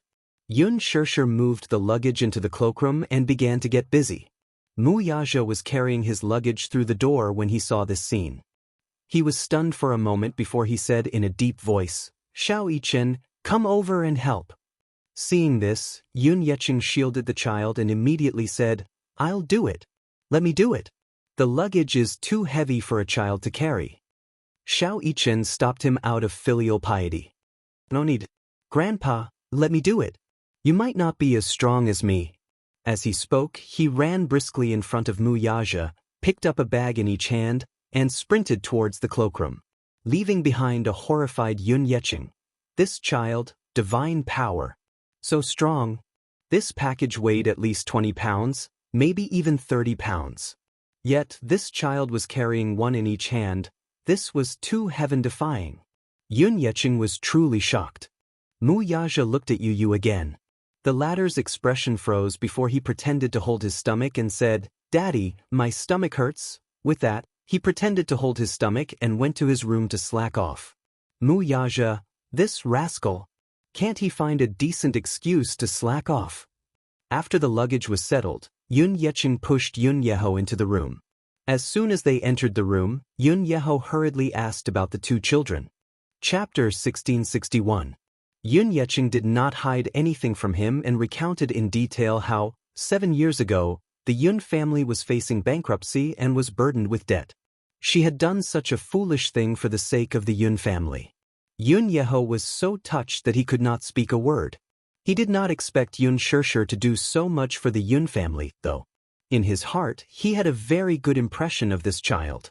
On the other side, Mu Yaja was about to go to bed when Yun Shishir stopped him at the door and said, "You can't stay here tonight." "What's wrong?" Mu Yaja narrowed his eyes dangerously. "Are you chasing me away?" Yun Shishir blushed and explained, "I don't mean to chase you away. Don't misunderstand." "Then, what do you mean by not staying here tonight?" Mu Yaja sized her up and asked in a deep voice, "Woman, are you thinking of rebelling?" Yun Shishir lowered her head and hesitated for a while before she stammered, "My dad just said, we haven't registered our marriage yet, so it's not official yet, so it's inevitable that people will gossip about us if we stay together before we get married. Why don't you go back first?" Mu Yaja snorted, but his tone revealed his dissatisfaction and domineering. "Who dares to gossip about you? Whoever dares to gossip can come forward and try." Yun Shishir glared at him. All right. It's late now. You should go back and rest early. I'll wash up and get ready to rest too." Mu Yaja furrowed his brows, his eyes showing his displeasure. "This is my house," he added. "I've already proposed." Could it be that this was not official enough? Yun Shishir explained, "But a proposal doesn't mean marriage. We haven't registered our marriage yet, so we're not husband and wife. It's fine if my dad isn't around, but now that he's home, he'll definitely be afraid of me being gossiped about if he sees us sleeping in the same room. He's old, so his thinking must be a little old-fashioned, but it's for our own good." Mu Yaja. He held onto the door frame to block the door and questioned her, "It's so late now, where do you want me to stay?" That's true. Although he had a lot of properties under his name, he had been living here most of the time. He rarely returned to the Mu family. Mu Sheng's health was not good, so he would visit him occasionally, but he rarely stayed at home. The other houses were cold and cheerless. There was no hot water or electricity, let alone a change of clothes. She actually wanted to chase him away? She pointed to the ceiling all of a sudden. "Why don't you go to the second floor tonight?" Mu Yaja's brows sank as he spat out a few words through gritted teeth. "Yun, sure. I don't care." With that, she gave him a shove and locked the door with a bang. D****. It looked like this silly woman was really determined to keep him at the door. Mu Yaja's face was filled with displeasure when the two little lads mocked him from behind. Yu, "Oh daddy, so pitiful." Xiao Yichen, "So pitiful." The man's face turned green. He turned around abruptly and saw Yu and Xiao Yichen standing together in the corridor. They had the tacit understanding to cover their mouths with their hands and secretly mock him. "Yu, tis it is. It's so pitiful no matter how I look at it." Chapter 1662. Yu, "Poor daddy, you're exiled just like that." Xiao Yichen, "Exiled just like that?" Yu, how does it feel to be exiled to the borders? Xiaoyichen, how does it feel? Yu, does it feel sad and wronged? Xiaoyichen, does it feel wronged? Yu, he serves you right. Xiaoyichen, he serves you right. The two little rascals sang the same tune and mocked him mercilessly. Mu Yaja's face fell instantly. Are you tired of living? Mu Yaja clenched his fists, making a few strange sounds. Or are you saying that you're so capable that you dare to make sarcastic remarks about Daddy? Xiaoyichen was afraid of his expression and gulped nervously. He recalled the suffering he had suffered at the hands of Mu Yaja in the past. Thus, he admitted defeat and hid behind Yu in fear. However, Yu didn't fall for this trick. She wasn't afraid of his threats and wasn't afraid of his expression at all. Since she had her mommy's support, she put her hands on her hips and looked at him smugly. Daddy, it's very tasteless of you to threaten two 7-year-old children. Mu Yaja, this sharp-tongued little rascal was unmoved by force or persuasion. He narrowed his eyes and said, Go back to your room and sleep. Daddy, why are you so fierce? Yu covered her mouth and snickered. She said mercilessly, Hey, look, I was being kind and wanted to say that if you don't know how to make a blanket, I could be kind and help you make a blanket. But you're so fierce, I'm not going to help you. After she finished speaking, Yu held Xiaoyichen's hand and swaggered back to their room. She closed the door with a bang. Mu Yaja clenched his fists. This kid. His ability to hit someone when they are down was not small. There was a master bedroom on the second floor.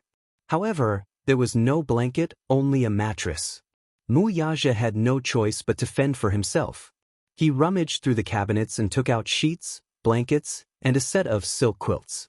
After tidying them up, he went to the bathroom, took a hot bath, and went to sleep. There's a phrase called sleepless nights. These words were vividly reflected. Throughout the night, a certain man tossed and turned, but still could not fall asleep. In the dark room, the man opened his eyes that were as cold as the moon and stared at the ceiling, but he felt inexplicably irritated. Perhaps it was because he was used to having her by his side during the long nights. Without her by his side, it was easy for him to lose sleep. During the 2 weeks that she was on set, whenever he couldn't sleep, he would get up, smoke a few cigarettes, read a few emails, and go through a few reports. He would only feel sleepy when he lay in bed at dawn. And last night, with her by his side, he slept exceptionally peacefully. Then what about her? Would she get used to not having him by her side? Or would she fall asleep peacefully as usual? He stretched out his arms a little dejectedly, propped himself up, and laid on his side. Xianxia's hazy sleeping face seemed to be reflected in his eyes. He couldn't help but reach out to touch it, but it instantly disappeared into thin air. He rubbed his forehead in frustration, feeling extremely frustrated. The next morning, Xianxia had just finished washing up. When she walked out of the bedroom, she saw Mu Yaja sitting in the living room, smoking a cigarette and flipping through the newspaper. He leaned against the sofa lazily. His neat black hair was slightly messed up by the morning breeze outside the window, covering his pair of deep eyes.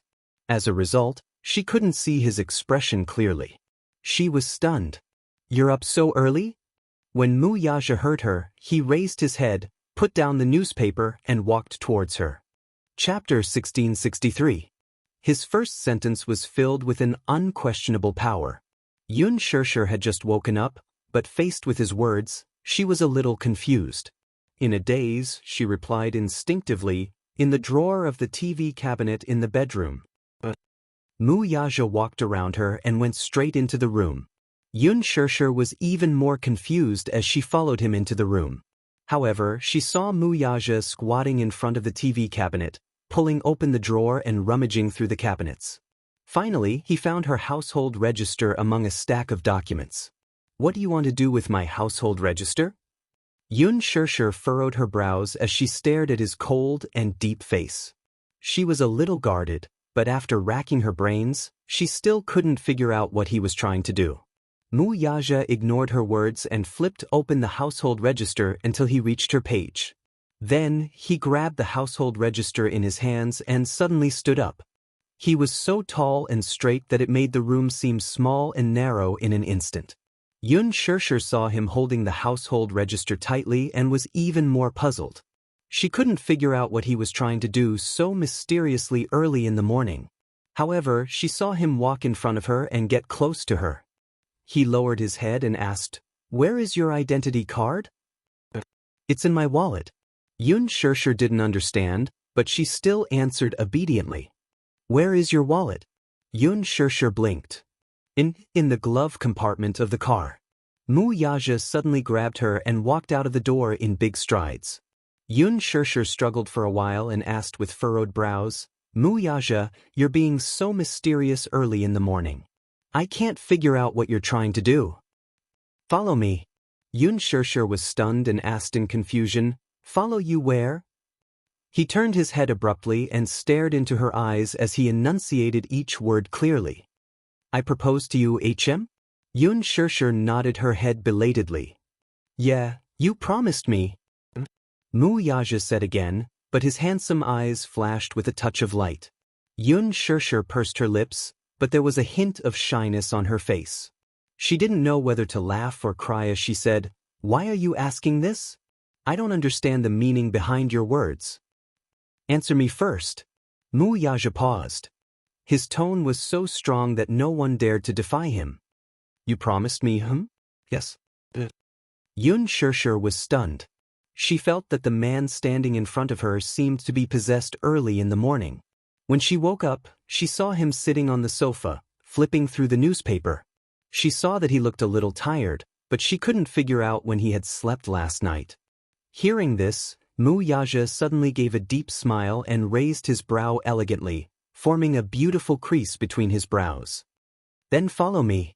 With that said, he held her hand and was about to walk out of the door. His strides were extremely long, and he walked with his head held high, as if he couldn't wait to do something. Yun Shirshir found it difficult to keep up with him. She stumbled and staggered a few steps. She said in annoyance, "What exactly is it?" "To the Civil Affairs Bureau." These 4 short words made Yun Shirshir completely confused. What? Civil Affairs Bureau? Or perhaps his decision came too suddenly, so she was stunned for a long time. Suddenly, she asked a question very foolishly, "Why are we going to the Civil Affairs Bureau?" Chapter 1664. Her question was simply too silly. Mu Yaja lost his cool at once. With a playful look in his eyes, he could not help but ask, "Register our marriage." What else could they do at the Civil Affairs Bureau? Yun Shirshir gaped in shock. This was such a sudden decision that she was completely unprepared. Hence, when Mu Yaja said the words "register our marriage," she was left with nothing but shock and confusion. She wasn't ready yet. It was so sudden, she was completely unprepared for it. "What's wrong?" Mu Yaja saw her hesitant look and narrowed his handsome eyes slightly in displeasure. "You're not willing?" Yun Shirshir immediately replied, "No. I'm not unwilling." "Then, why do you have such an expression?" Yun Shirshir answered truthfully, "I'm not ready." She suddenly thought of something and asked quizzically, "Have you checked the almanac?" "The almanac?" Mu Yaja raised a brow. Yun Shirshir smiled. "You might not know common sense. Although we're only registering our marriage and not holding an official wedding, we still have to check the almanac to register our marriage. If it says that today isn't a good day to get married, then it means that it's not a good day to register our marriage." Mu Yaja, however, curled his lips. "I've already checked it." Yun Shirshir was even more dumbfounded. "Ah? He knows how to check the almanac?"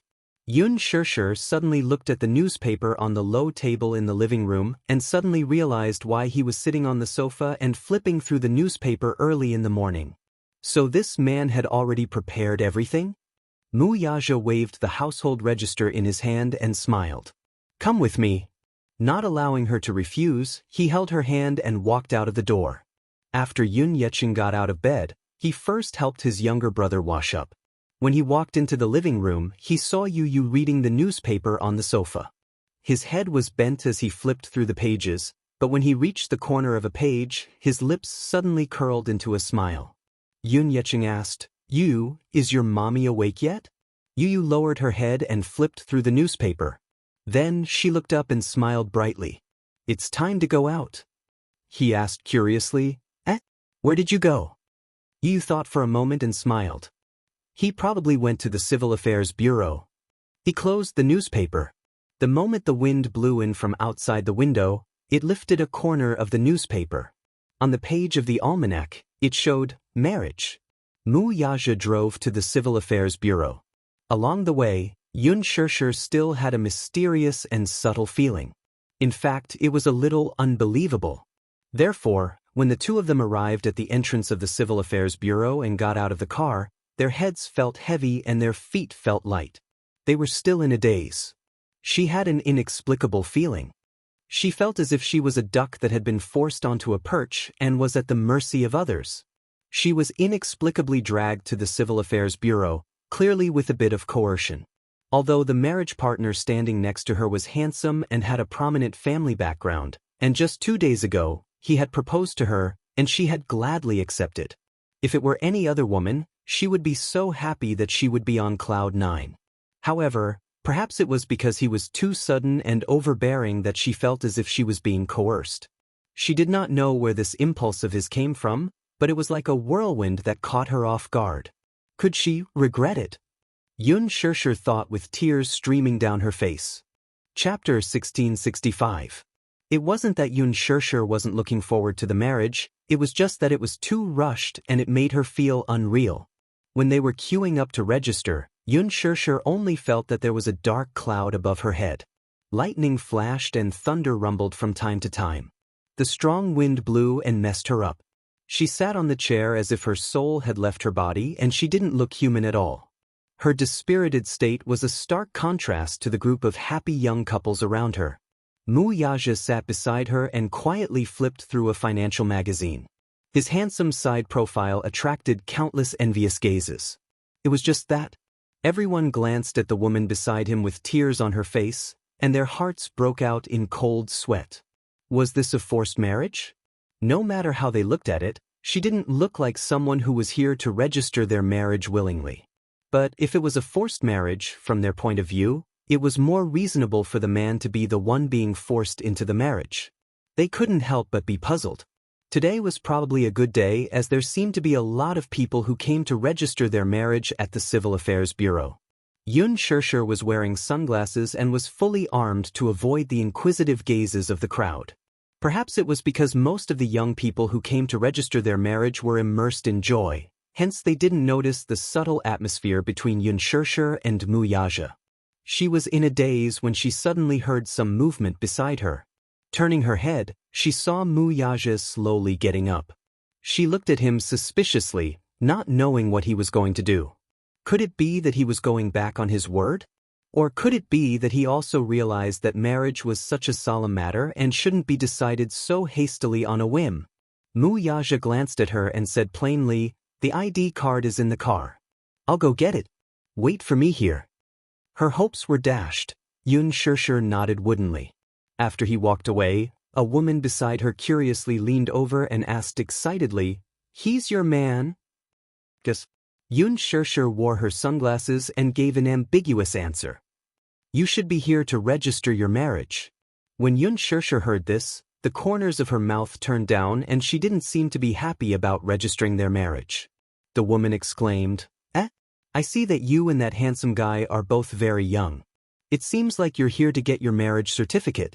But looking at your expression, it seems like you're here to register a divorce." Xianxia was speechless. The reason why the woman said that was probably because she looked like a resentful woman who had been abandoned. The woman's eyes lit up. "However, your man is really handsome. At first glance, I thought it was a movie star. You're even more handsome than movie stars." The man sitting next to the woman was a little unhappy. Hey, your husband is sitting next to you. How dare you praise another man in front of me?" The woman immediately hugged his arm coquettishly. Hee, of course you're the most handsome in my heart." The two people in front of her were flirting with each other happily. Xianxia was caught off guard and was fed a mouthful of dog food. The correct way to get a marriage certificate should be like this. But just now, Wuxia had been sitting next to her without saying a word. His eyes were like torches as he stared at the service counter with a serious expression. He didn't have the sweetness of a young couple registering their marriage at all. The more she thought about it, the more bitter Xianxia felt. She lowered her head silently. Chapter 1666. Xianxia looked up and tried to smile. He's the one who's about to enter the marriage grave with me. The woman was speechless. She mumbled, "Why do you make such a happy thing sound so tragic? How can it not be tragic? If she was bullied by him in the future, it would be perfectly justifiable. That man is marrying you. You've made a fortune. Isn't there a saying that marriage is the grave of love? Then do you know what it's called if you're not married?" Xianxia asked curiously, "What?" "If you're not married, it's called abandoning your corpse in the wilderness." Xianxia was amused by her. "You mean I have to be grateful?" The woman smiled and was about to say something when her gaze suddenly turned behind him. She looked up slightly in surprise. Xianxia felt a chill run down her spine. She turned her head woodenly and saw Wuxia standing behind her. He was sizing her up coldly. "Did you have a good chat?" Wuxia sat down beside her and raised his eyebrows. Xianxia couldn't help but shiver. "It was all right. She didn't say anything bad about him, did she? Here's the main point." Wuxia stared at her and asked unkindly, "Do you think that marrying me is the same as entering the grave?" Xianxia shook her head. The woman reached out her hand to him in a friendly manner and interrupted them. She said happily, "Hello. This handsome guy." Wuxia looked coldly at her outstretched hand. He looked down indifferently and said indifferently, "Do we know each other?" Her enthusiasm was instantly extinguished after being splashed with a bucket of cold water. She retracted her hand resentfully and shrank into her man's arm. She thought to herself, "No wonder the girl doesn't want to marry you. She was so fierce to him. She was being forced to marry him." Perhaps it was because Wuxia was sitting next to her, but Xianxia's back was straight and her back was straight. She was like a primary school student who was in class for the first time. She stared straight ahead without moving. Wuxia glanced at her indifferently and inched closer to her ear. His voice was strangely gentle. "Are you very unwilling to marry me, This voice was so gentle that it made one's hair stand on end. Xianxia was slightly stunned and her heart trembled. Answer me." Xianxia immediately lifted her head and answered matter-of-factly, "I'm willing. Of course I'm willing." "Really?" "Absolutely, from the bottom of my heart." The conversation between the two of them attracted a lot of attention. Everyone looked at them curiously, thinking that this newlywed couple was very interesting. Wuxia narrowed his eyes dangerously and said coldly, "Then don't let me see your face that looks like you're being forced into marriage again." "Face that looks like she's being forced into marriage?" Xianxia touched the corner of her mouth gloomily. She had to admit that she almost choked to death because of this word. Was her face really that ugly right now? The line moved forward in an orderly manner and it was soon their turn.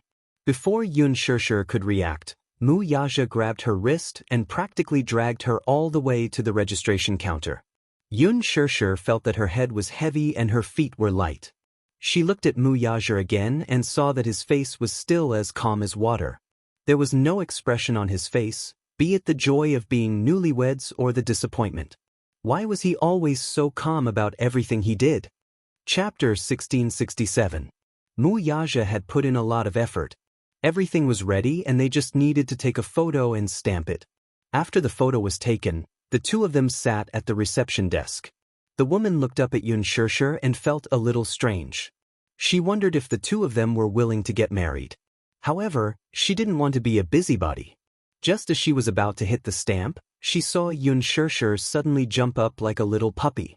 She held the woman's hand that was holding the stamp tightly and shouted, "Wait!" After she said that, the staff was shocked by her. They looked up blankly and stared at her blankly. After a while, they asked blankly, What's the matter?" See, it was indeed a forced marriage. Was there a need to be so shocked? Only then did Xianxia realize what she had done. Blinking her eyes, she suddenly felt a chill run down her spine and shuddered. She turned around stiffly and saw that a certain man's face was ashen and extremely gloomy. Her roar attracted everyone's attention. They stared curiously at the couple and began to whisper to each other. "It's over, it's all over now." Earlier on, she had grabbed her hand subconsciously. She didn't know why, but when she saw that the stamp was about to hit the stamp, her heart was filled with curses. She didn't know what was wrong with her. She was so agitated that her hand slipped. "What's the matter, female comrade? Why aren't you talking?" Xianxia reacted and looked at the man beside her. Suddenly, she asked seriously, "Have you thought it through?" Wuxia's expression changed. "Have you thought it through and decided that you want to be with me for the rest of your life?" She probably didn't feel safe. Happiness seemed to have fallen from the sky. She was so worried about her gains and losses that she was trembling with fear and didn't even dare to stretch out her hand to catch it. Wuxia frowned. "Are you regretting it? This damned woman." When he proposed to her, she had clearly agreed. Was she regretting it now? Xianxia smiled bitterly. "I'm afraid that you'll regret it." She was afraid that she would lose her happiness after having it. She was afraid that if such a day came, she would feel as if it was the end of the world. The staff member was speechless. Her hand that was about to hit the stamp froze in midair. Wuxia stared at her face and suddenly smiled deeply. He hugged her shoulders and kissed her passionately on the lips. Their breaths and breaths touched. As he kissed her, he pressed his lips against hers and said word by word, "I've never regretted the things I've done." Xianxia's heart trembled. She was so happy that she felt numb. Was this a promise to her in disguise? The staff member was caught off guard and was a little hurt.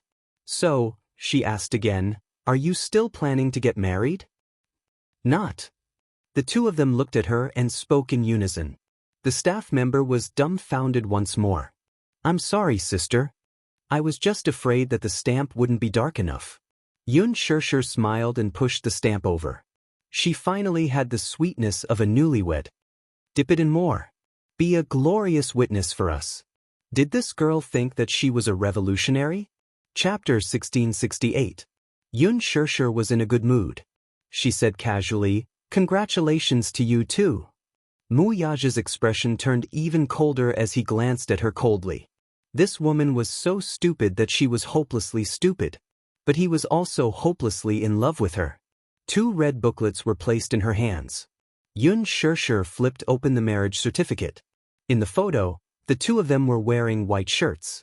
They were looking at the camera, smiling as they snuggled up to each other. As she looked at it, the corners of her mouth couldn't help but curl up. Her mood was as though she was sitting on a hot air balloon, slowly floating into the clouds. She was married. They were married. On the 25th of December 2016, she married herself to him. She was so elated that when she walked out of the Civil Affairs Bureau, she still felt like she was floating. "Look." Xianxia was as happy as a child. She showed the marriage certificate to him. "We're married." Wuxia looked at her dotingly and smiled. I know." "Wuxia, look, it's our photo." Xianxia flipped open the marriage certificate and showed the photo of the two of them. She asked jokingly, "Don't we look very compatible?" Wuxia couldn't help but laugh. Women are really fickle. Xianxia's smile faded a little. She didn't understand. "Why do you say that?" Wuxia said, "On the way here, you were so unwilling. Now you're so happy?" Xianxia retorted, "Hey, that's not called unwilling. Early in the morning, you suddenly pulled me to the Civil Affairs Bureau without a word of discussion. If it wasn't for the glaring sun outside, I would have thought that I was still dreaming." He pinched her cheeks. His fingertips were so strong that she frowned in pain. "What are you doing? You know pain?" "Of course." Wuxia's smile deepened. "So now you believe that this isn't a dream?" Xianxia smiled and suddenly turned around to face him. She reached out her arms and held his shoulders. He was so tall that when she hugged him tightly, she had to stand on her tiptoes. "How nice." Xianxia snuggled in his arms and suddenly said something that made him not know whether to laugh or cry. "Finally, we're not driving without a license." Wuxia, this stupid woman. But no matter how she was, he liked her. After getting into the car, she spread her hands. "Give it to me." Wuxia stared at her coldly before taking out his wallet and handing over a few bank cards to her. She widened her eyes in shock. "What are you doing?" Wuxia enunciated, "I'll hand over my bank card." "Xianxia, you'll be in charge of the daily expenses." "Do you have to be so self-conscious?" Xianxia was shocked by his self-awareness. She only cared about money. Little money grubber. Wuxia couldn't help but give her a knock on the head. "What else do you want?" Xianxia rolled her eyes. "Of course it's your ID card." So she wasn't asking for his bank cards? Wuxia looked at her again, but his gaze was a little strange. Xianxia felt that he was looking at her as if he was looking at a pig. "Your gaze is very insulting," she reminded him carefully. Wuxia ignored her. He opened his wallet and passed his ID card to her. Chapter 1669. She was not reserved at all. She had just registered her marriage, and she was already calling him husband. Wuxia was annoyed, but in his heart he was happy to be called husband. 880214. "Is it your birthday?" "Yes. February 14th. That was Valentine's Day." Who would have thought that her husband was an Aquarius born on Valentine's Day? "Alright, thank you, my dear husband." Thus, a certain someone shamelessly put the bank card into her wallet. She was calm and collected. Suddenly, she asked suspiciously, "Are all your belongings here?" "Sort of." Xianxia was displeased. "What do you mean, sort of?" She thought for a moment and narrowed her eyes. "Are you secretly hiding money?" Wuxia was speechless. Xianxia said seriously, "In the past, the CEO of our company handed his salary card to his wife, but he secretly deposited a card with a lot of money in it. Don't tell me you're hiding money too?" Wuxia glanced at her coldly and said, "Honey, you're so cute. How can those men compare to me?" When he called her, "honey," she instantly blushed. Now, she was still not used to being called that.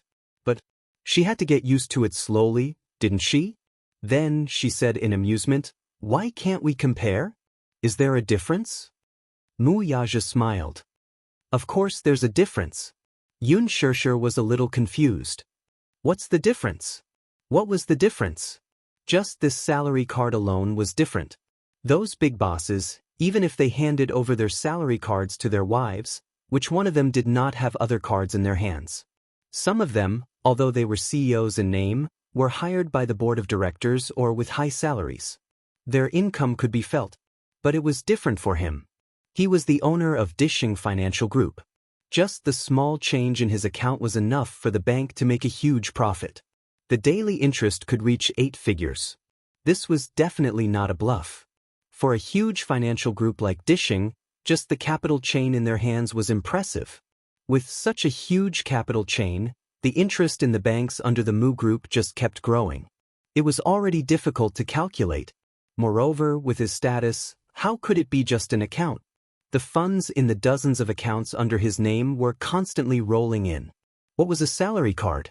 All he knew was that he was paying the salaries of hundreds of thousands of Dishing Financial Group employees.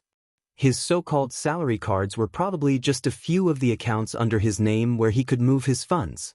An account was an account, and property was property. His bank account wasn't fixed like those bosses. If he had to describe it, it was like a black hole in the universe. He couldn't see it and couldn't see its bottom. Even he himself didn't know how deep and how big it was. The balance in the card kept accumulating every day. It was probably inexhaustible even if he used it all his life. Therefore, the funds in the account he gave Xianxia included about 70% of the movable assets under his name. However, the amount in these accounts could only be said to be a fraction of his personal assets. After all, money would depreciate. After all, in today's inflation, the speed of currency depreciation was not something the bank's interest could keep up with. Chapter 1670. Therefore, most of the assets under his name were invested in real estate and other projects, such as resorts, hotels, shares of listed companies, consortiums, fund pools, private islands, and private land rights. The few digits in his account were just for appetizers. His assets were active, and every day, a few digits would be added to his account. However, even if it was just a fraction to him, to this stupid woman, it might be an astronomical figure. If she went to the bank to withdraw money, the deposit machine wouldn't show the exact amount. She had to be personally received by the VIP service at the counter to withdraw money. Even the bank's lobby manager had to clear the way for her. Therefore, in order to avoid trouble, he specially prepared a small bank card for her. The card had about 8 digits in savings, which could be used for daily expenses and groceries. If Xianxia knew that her beloved husband had prepared an 8-digit bank card for her to use to buy groceries, she would be so angry that she would vomit blood.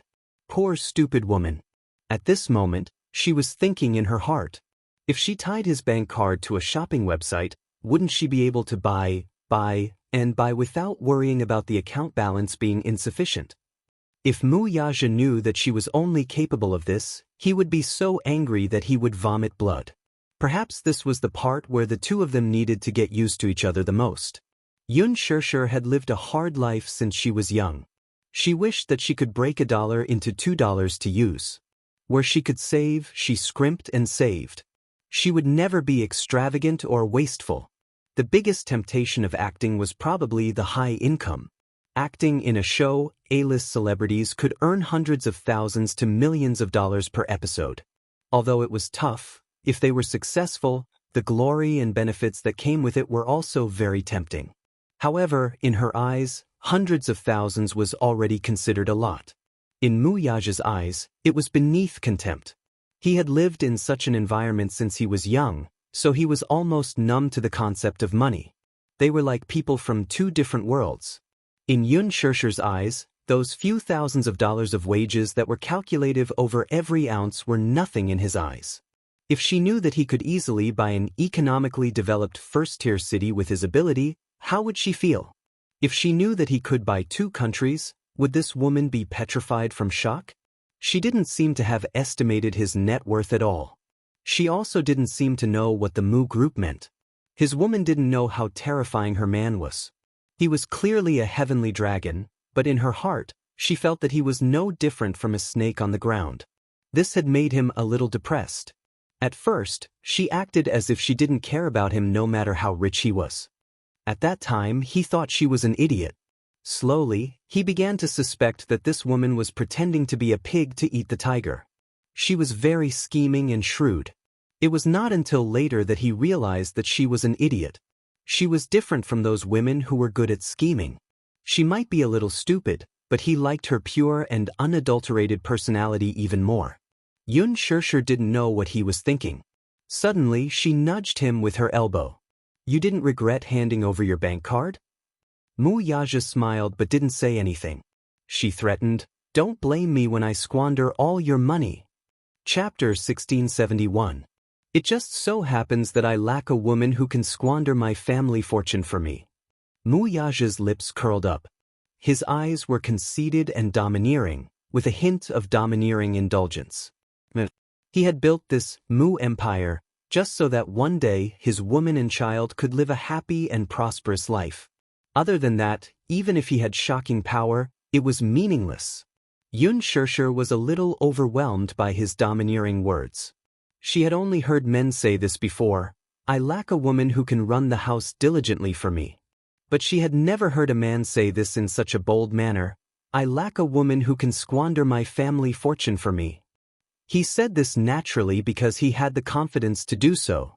Xianxia could not help but want to pour cold water on him. She giggled and said jokingly, "Humph, I don't believe you when you say this now." He was puzzled. "Why?" Xianxia said seriously, "If you dare to say this before Singles Day, then you are a real man." Wuxia was speechless. This stupid woman. Wuxia stared at her face with a deep gaze.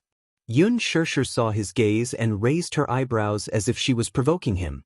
"But, am I right? No matter when I dare to say such words." Wuxia liked how she acted like a clown. He could not help but pinch her cheeks and smile. "If you have the ability, squander my money."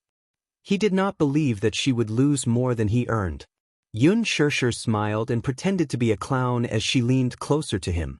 She held his arm and giggled. Tycoon, if you are so rich, do you lack pendants on your legs? Nope. Yun Shirshir's smile disappeared and she pretended to be wronged as she stared at him. Unexpectedly, he leaned closer to her and stared into her eyes. He said teasingly, I lack a place in my heart. Do you want it? His voice was so charming and his breath was like orchids. His warm breath brushed against her cheeks. His ambiguous words of love made her blush and her heart beat faster. However, he rarely said sweet nothings. Occasionally, he would say a sentence, but it was impossible to resist. Yun Shirshir's face instantly turned as red as blood. It was unbelievably hot. She seemed to be shy so easily. Even if she didn't express it, the blush on her face betrayed her. Her skin was extremely fair. Thus, at this moment, the flush on her face was simply unable to conceal her helplessness and shyness. Yun Shirshir suddenly thought of something. She looked up and asked curiously, Hey, I want to ask you, why did you suddenly drag me to the Civil Affairs Bureau to get our marriage certificate? Mu Yaja raised his eyebrows slightly. Clearly, he was dissatisfied with the way she addressed him. Honey, pay attention to your words. What should you call me? Yun Shirshir blushed again. She didn't seem to be able to adapt so quickly. She knitted her brows. Under his deep gaze, she said shyly, Hubby. Mu Yaja raised his eyebrows in relief. Clearly, this form of address was even more pleasing to the ear. Call me that again. Yun Shirshir was like a child who was learning how to speak. She lowered her head slightly and consolidated her revision under his guidance. Hubby, you're too soft. Hubby, be gentler. Yun Shirshir cleared her throat and said softly, Hubby. Chapter 1672. In the next second, the man suddenly came up to her, his large palm firmly holding the back of her neck. In the next second, his warm, thin lips covered hers. He didn't take her by force. It was just a simple kiss. He covered her small pink lips and couldn't bear to move an inch. Their faces were very close. His eyes were half open, and his thick and long eyelashes were intertwined with hers. It was unbelievably intimate. They were so close that Yun Shirshir could only see a pair of deep and mesmerizing eyes with her eyes half open. They were endless. But they also seemed to be hiding a vast galaxy of stars, shining brightly. Anyone who looked at them would fall into that tenderness. She wondered if this man would pamper her. She felt that in front of him, she was being pampered and indulged like a little princess. It was as if in that broad embrace, she could do whatever she wanted. But, being pampered by someone, it was inevitable that she would feel worried. The more infatuated she was, the more she was afraid of losing him. However, even if it was just for a second, she didn't want to wake up from this tenderness. Yun Shirshir hugged his shoulders and deepened the kiss. After Mu Yaja sent her home, he decided to make a trip to the office. There were still a few meetings in the office waiting for him to take charge of the overall situation. Hence, he had to make a trip there. Yun Shirshir couldn't help but feel a little worried. Aren't you going to rest? You don't seem to have rested well.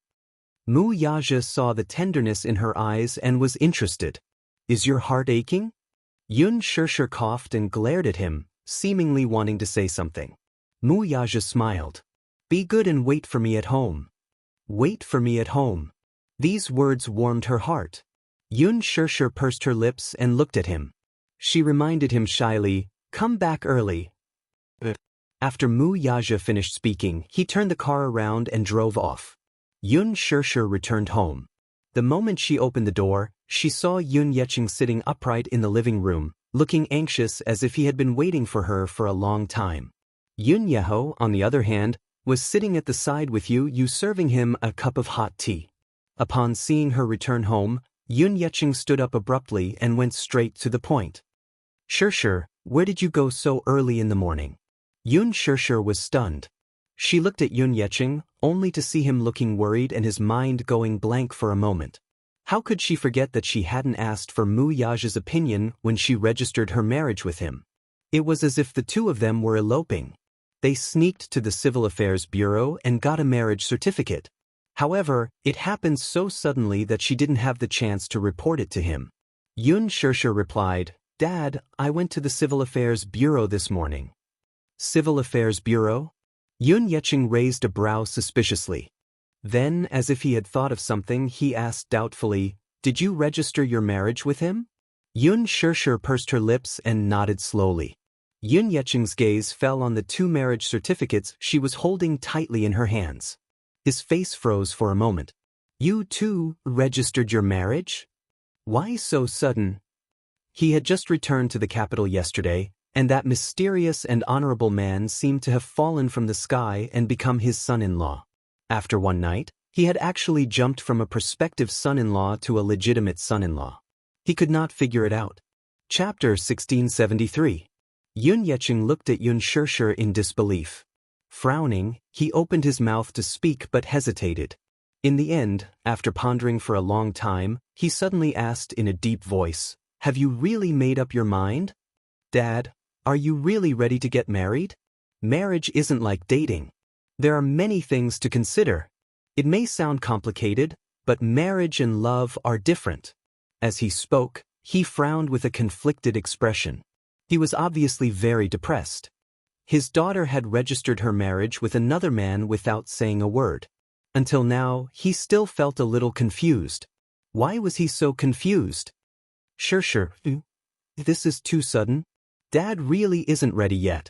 Yun Yecheng shook his head and sighed. From his nervous expression, it was obvious that he was very worried. He was afraid that she had made a decision on a whim and had not thought it through at all. She had so easily entrusted her life to a man she did not know very well. Yes, his daughter was already 24 years old. She was already an adult and mentally mature. She was fully capable of making her own decisions about marriage. He had no right to interfere with her marriage. However, no matter how old she was in his eyes, she was still a child who had not grown up yet. Therefore, he could not accept her sudden decision for the time being. There were a lot of things to pay attention to when getting married. Getting married wasn't as simple as getting a marriage certificate. Falling in love was a matter between 2 people. Marriage, on the other hand, was a matter between the man and the woman and the family. From the ceremony, asking for the name, choosing the bride and groom, every step was very serious and could not be sloppy. But she actually registered her marriage in a flash. Wasn't it a little too hasty? Yun Xianxia smiled and held his hand. Dad, I know you have a lot of worries. I also know that this marriage seems rushed and careless in your eyes. I'm ready to start a family. Being able to spend the rest of my life with him is a matter of careful consideration. I feel very lucky and blessed, Dad. Don't worry about me, I can make decisions for my own life. Hearing this, Yun Yecheng's heart calmed down and his nervous expression eased a little. He heaved a sigh of relief and said earnestly, Sure, don't misunderstand. I'm not blaming you for not reporting to me when you registered your marriage. It's just that, it's a little sudden. Dad can't accept it right away. However, Papa's attitude was very clear. Papa hopes that you can be happy, and not because of a moment of impulse, hastily decide your happiness for life. However, you're mature and sensible. You've always had your own thoughts and considerations. You won't make a muddle-headed decision.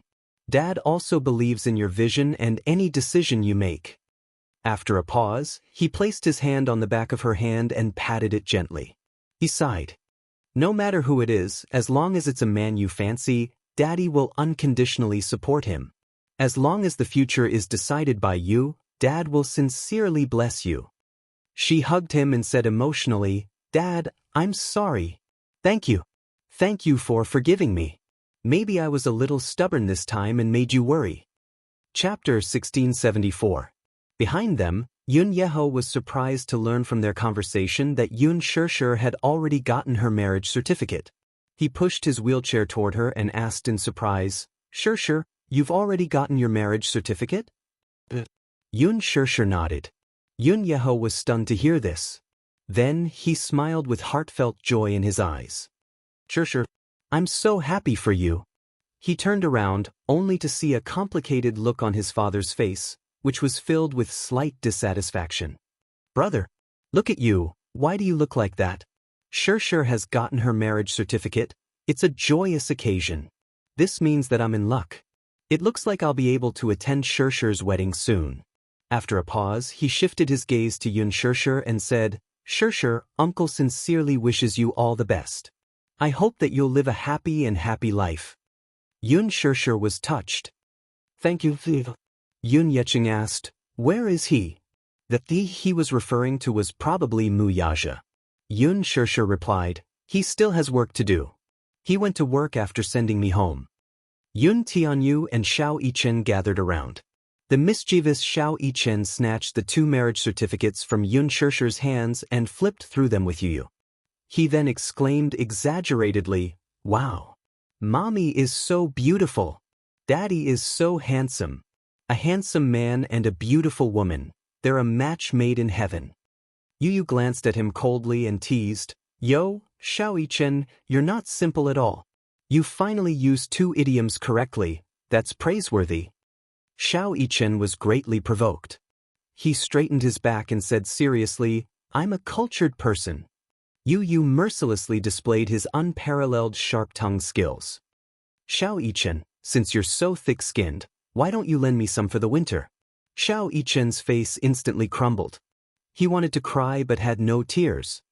Yu, he was not as eloquent as Yu. In terms of bickering, he was completely at a disadvantage. Xiao Yichen was so angry that he was about to cry. Yu saw that he was about to cry and immediately comforted him. Don't lower your head, the crown will fall off. Don't cry, Yu will laugh. After saying that, a certain evil little munchkin even reached out his hand to rub Xiao Yichen's tender cheeks. Little Yichen looked at him innocently, letting him do whatever he wanted. Seeing the 2 children fooling around, Yun Yeqing and Yun Yeho could not help but laugh. Xianxia could not stand it anymore. She grabbed Yu's little hand and slapped it twice.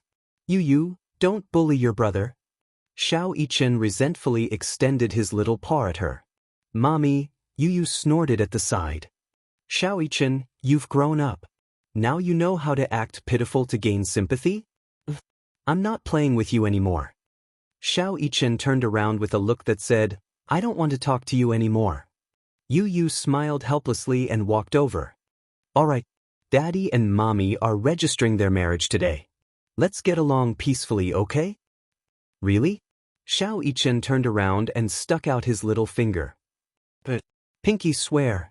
After the family had lunch, Xianxia drove to the hotel. Along the way, she asked Qin Zhou and Mu Shi to help her find a relatively quiet neighborhood where she could settle her siblings. Just as she arrived, she heard her daughter complaining. Xianxia, why are you only here now? Didn't you say that you'll pick us up in the morning? Chapter 1675. Yun Qingmiao probed from the side. Xianxia, don't tell me that you slept in early and couldn't get up? Yun Xianxia explained, I had something on earlier, so I came late. Xianxia, who had already changed her clothes, walked out of the room and asked, Have you arranged a house for us? She asked with a righteous tone, as if she were ordering her about like a servant, without the slightest bit of politeness or courtesy. Logically speaking, Yun Xianxia had no obligation to settle everything for them. Looking for a house was their own business, so there was no need for her to arrange everything for them. However, Yun Xianxia had done so for the sake of Yun Yeqing and the fact that they were her distant relatives. Still, she felt that the woman's attitude was not polite at all. It was as if Yun Xianxia was expected to do so. Even someone with a good temper like her could not help feeling a little uncomfortable when she heard the woman's words. She mumbled, Not yet. I've already asked a friend to look for a quieter neighborhood. I'll bring you guys over to take a look right away. Only then did the woman nod in satisfaction. All right.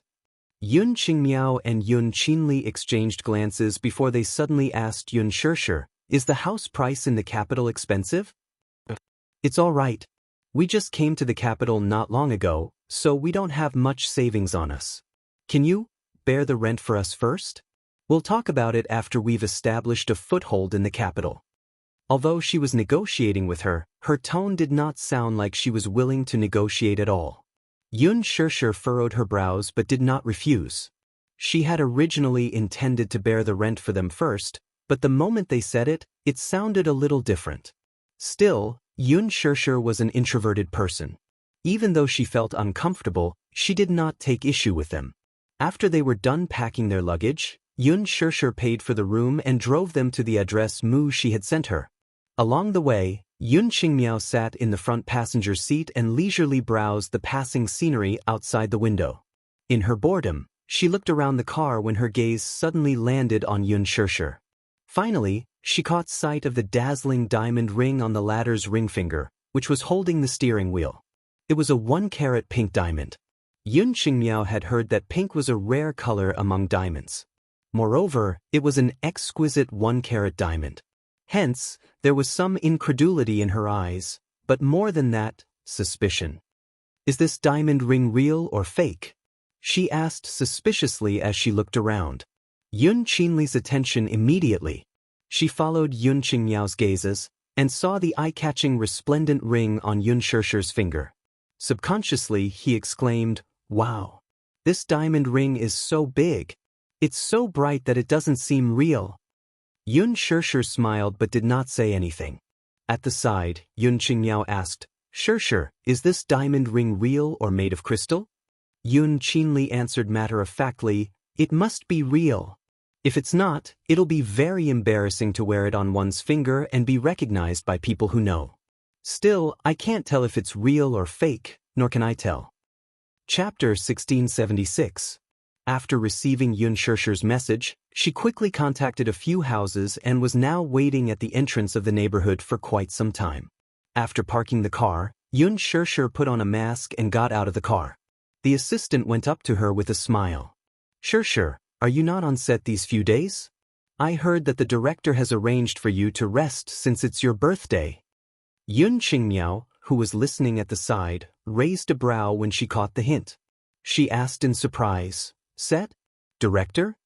After a pause, she asked Xianxia in shock, "Xia, are you acting now?" Xianxia gave an ambiguous answer. "You can say so." She was a little unhappy though. She felt that she was trying to hide something from her. Without giving her a chance to ask, Xianxia said, "Let's go take a look at the houses first." With that, she stepped forward and quickly pulled her to the side. "Don't mention my identity, understand?" She was also confused. "Xia, I'm the one who wants to ask you. Why do you want me to help you find a house for no reason? Also," she looked at the mother-daughter trio behind Xianxia and felt even more puzzled. "Poor they." Xianxia sighed. "Distant relatives. I have to take care of them on this trip to the capital and help them to settle down." "Distant relatives?" She frowned and suddenly felt a little worried. "Xia, I'm not trying to sow discord.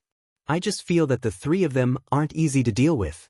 She had been in the industry for many years. Although she was not a shrewd person, she had seen countless people.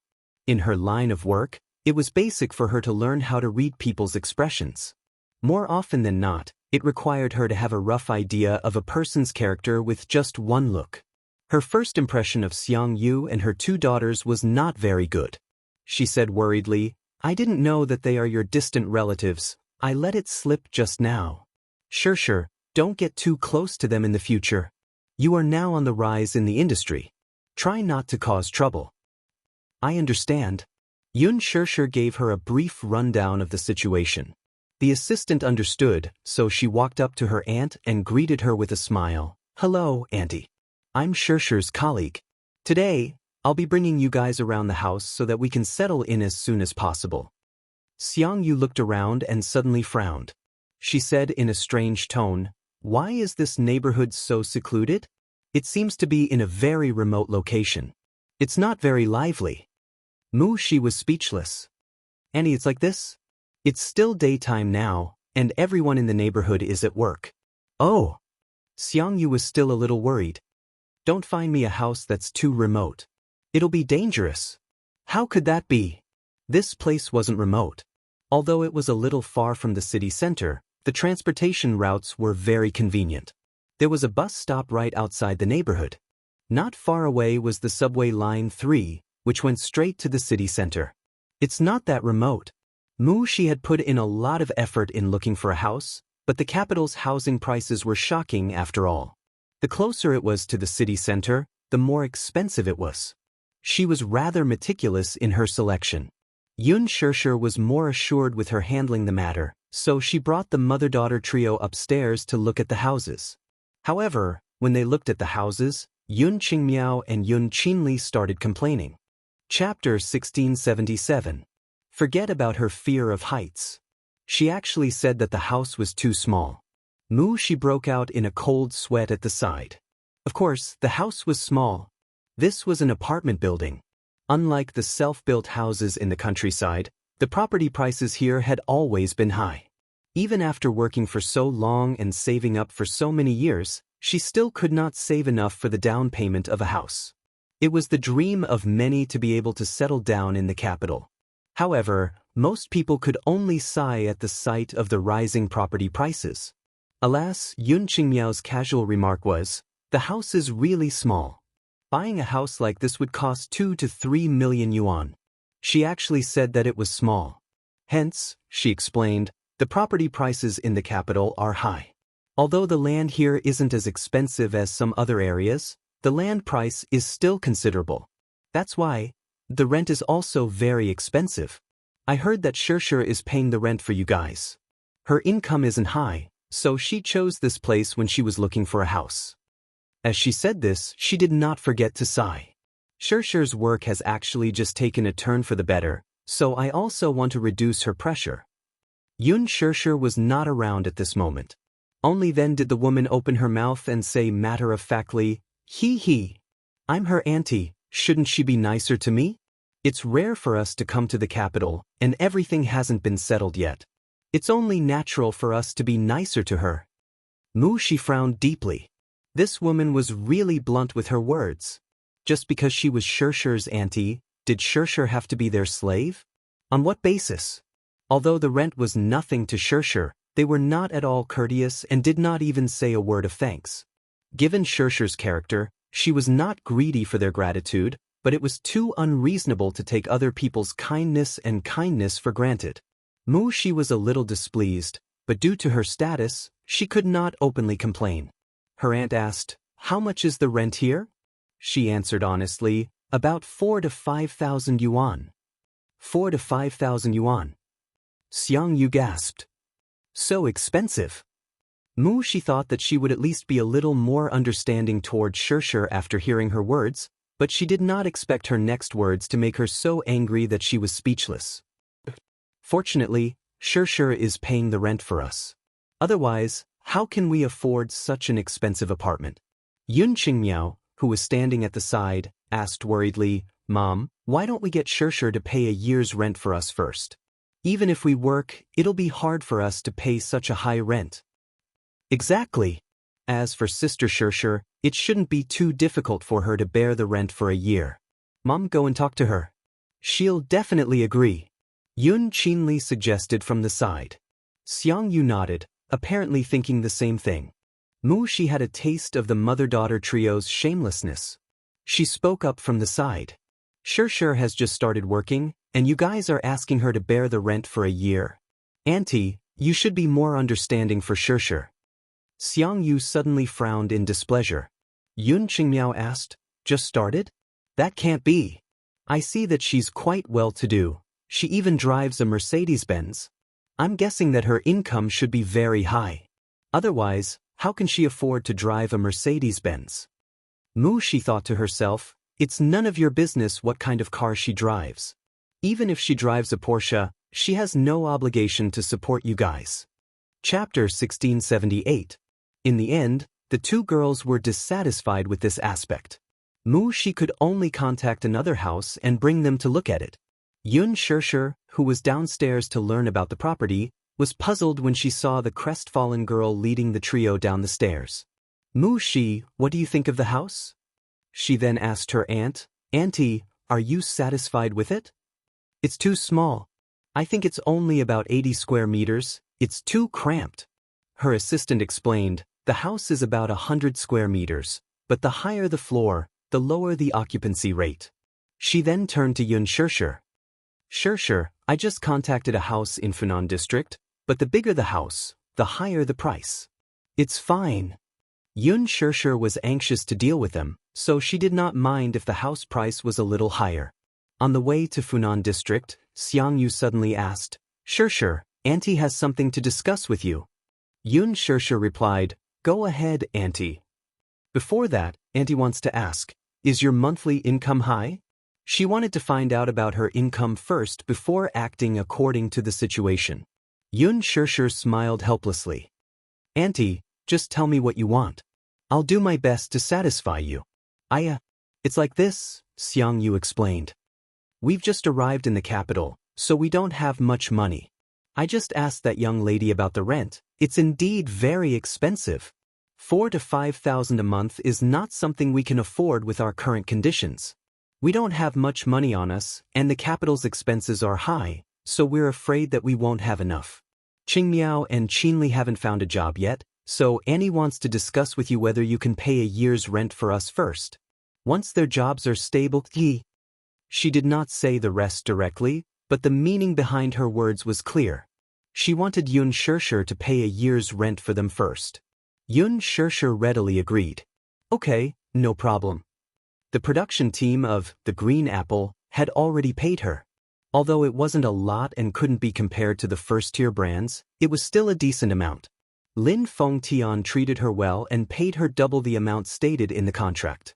She was pleasantly surprised and grateful to him, in addition to the remuneration from the advertising contract. Therefore, to her, 40,000 to 50,000 was not a big number. When Xianxia heard her agree so straightforwardly, she became a little suspicious. How could he be so generous? She thought that Yun Shirshir was going to make excuses. Once they arrived at their destination, Mu Shi was in charge of showing them around the house. Even though Xianxia was still dissatisfied with it, under her repeated persuasion, she finally agreed to settle on this place. Mu Shi heaved a sigh of relief and completed her mission. Yun Shirshir and Mu Shi then moved their luggage up and sorted it out. She contacted the landlord, signed a lease contract, and paid a year's rent. Because of this, she felt a little indignant. Shirshir, your relatives are really the best. As she spoke, she repeated her friend's overboard words to her. Yun Shirshir smiled lightly. All right, who doesn't have a few best relatives? Anyway, they were not going to spend the rest of their lives together. It was her fault. Chapter 1679. The more she spoke, the more agitated she felt for Shirshir. The more she thought about it, the more she felt aggrieved for her friend. On what basis? Shirshir had worked so hard to earn her salary from filming, yet because of these outrageous relatives of hers, they had to pay their rent for no reason. She knew that the three of them were poor, but was it reasonable for them to be poor? They clearly knew that the houses in the capital were expensive, yet they still insisted on coming here. Oh no, Shirshir was kind enough to pick out a house for them. She knew that the rent was expensive, yet she shamelessly asked for a house with a good location, a big house, and a slightly lower floor. In the end, they even asked Shirshir to pay their rent for a year. Even if they were shameless, they couldn't be this shameless, right? They were clearly parasites. They wanted to eat Shirshir dry. Now that they're showing such unsightly behavior, who knew how much more trouble they would cause in the future? The more she spoke, the angrier she got. If she were Yun Shirshir, she would definitely make them pack up and leave. Yun Shirshir furrowed her brows, feeling uncomfortable inside. She then smiled and said, If I don't pay for them, the situation will only worsen. Anyway, it's not a big deal to settle a matter that can be settled with tens of thousands of yuan. It's just that, Mu Shi, it's been hard on you. Shirshir. Do you understand what I'm trying to say? Mu Shi looked at her with exasperation. Yun Shirshir smiled. Don't worry. Just this once. Anyway, I've paid their rent for a year, so it's considered as being extremely benevolent.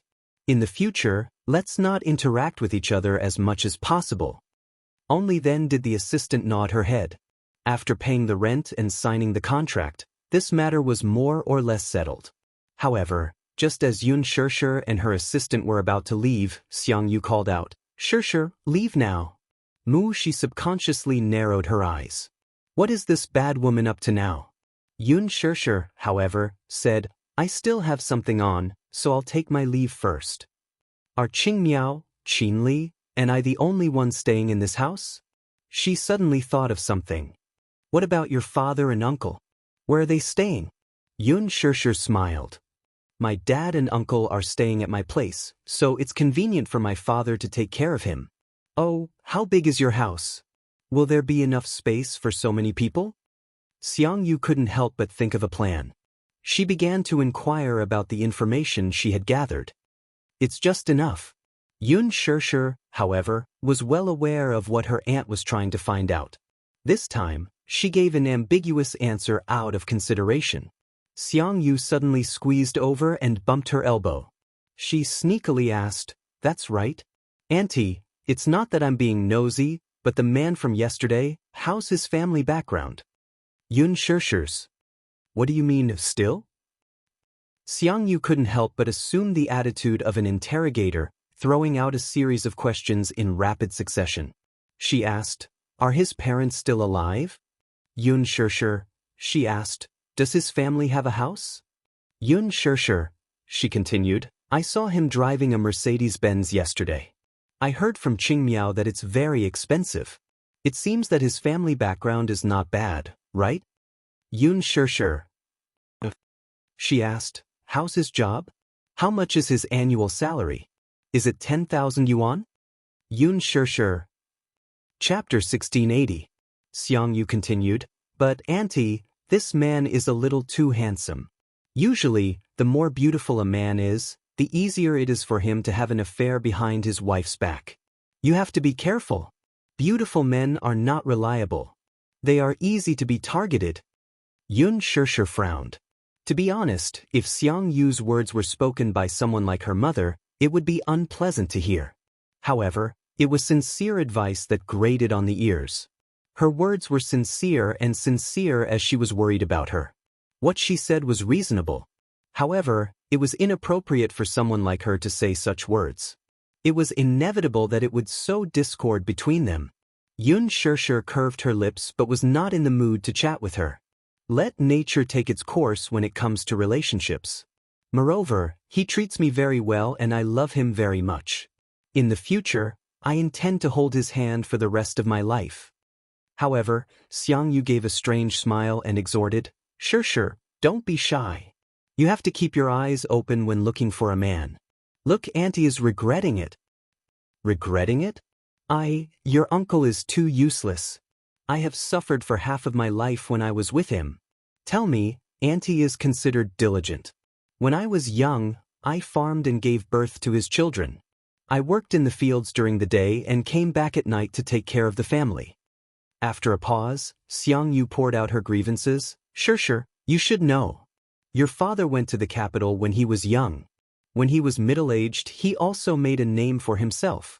But he did not take care of your hometown much. Your grandmother was mostly taken care of by auntie. Your uncle did not take care of much and did not care about anything. When he was young, he worked at the construction site and earned some money. However, when he got into an accident at the construction site, he fell and became handicapped for life. He did not get any compensation. When Qinli was in college, he was careless and even gave your family the money that was meant for Qinli's education. Xianxia sighed as she said this. Qinli could not go to college, so she could only follow the Qingmiao workers to work in the factory. The money was not much. It was not easy for her to come to the capital and she wanted to survive. As her elder sister, you should at least take care of her. These words were purposely said for Xianxia to hear. There were only two things he wanted her to know. First, her father did not fulfill his filial duties in the early years, and she was the one who took care of him. Secondly, Qinli could not attend university because Yun Yeho had given all his money to Yun Yeqing during the Yun family's most difficult time. Third, Qinli didn't go to college, so she had to take care of her younger sister and find her a stable job. Xianxia had a headache.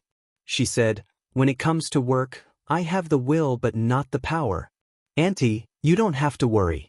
The children and grandchildren will have their own fortune.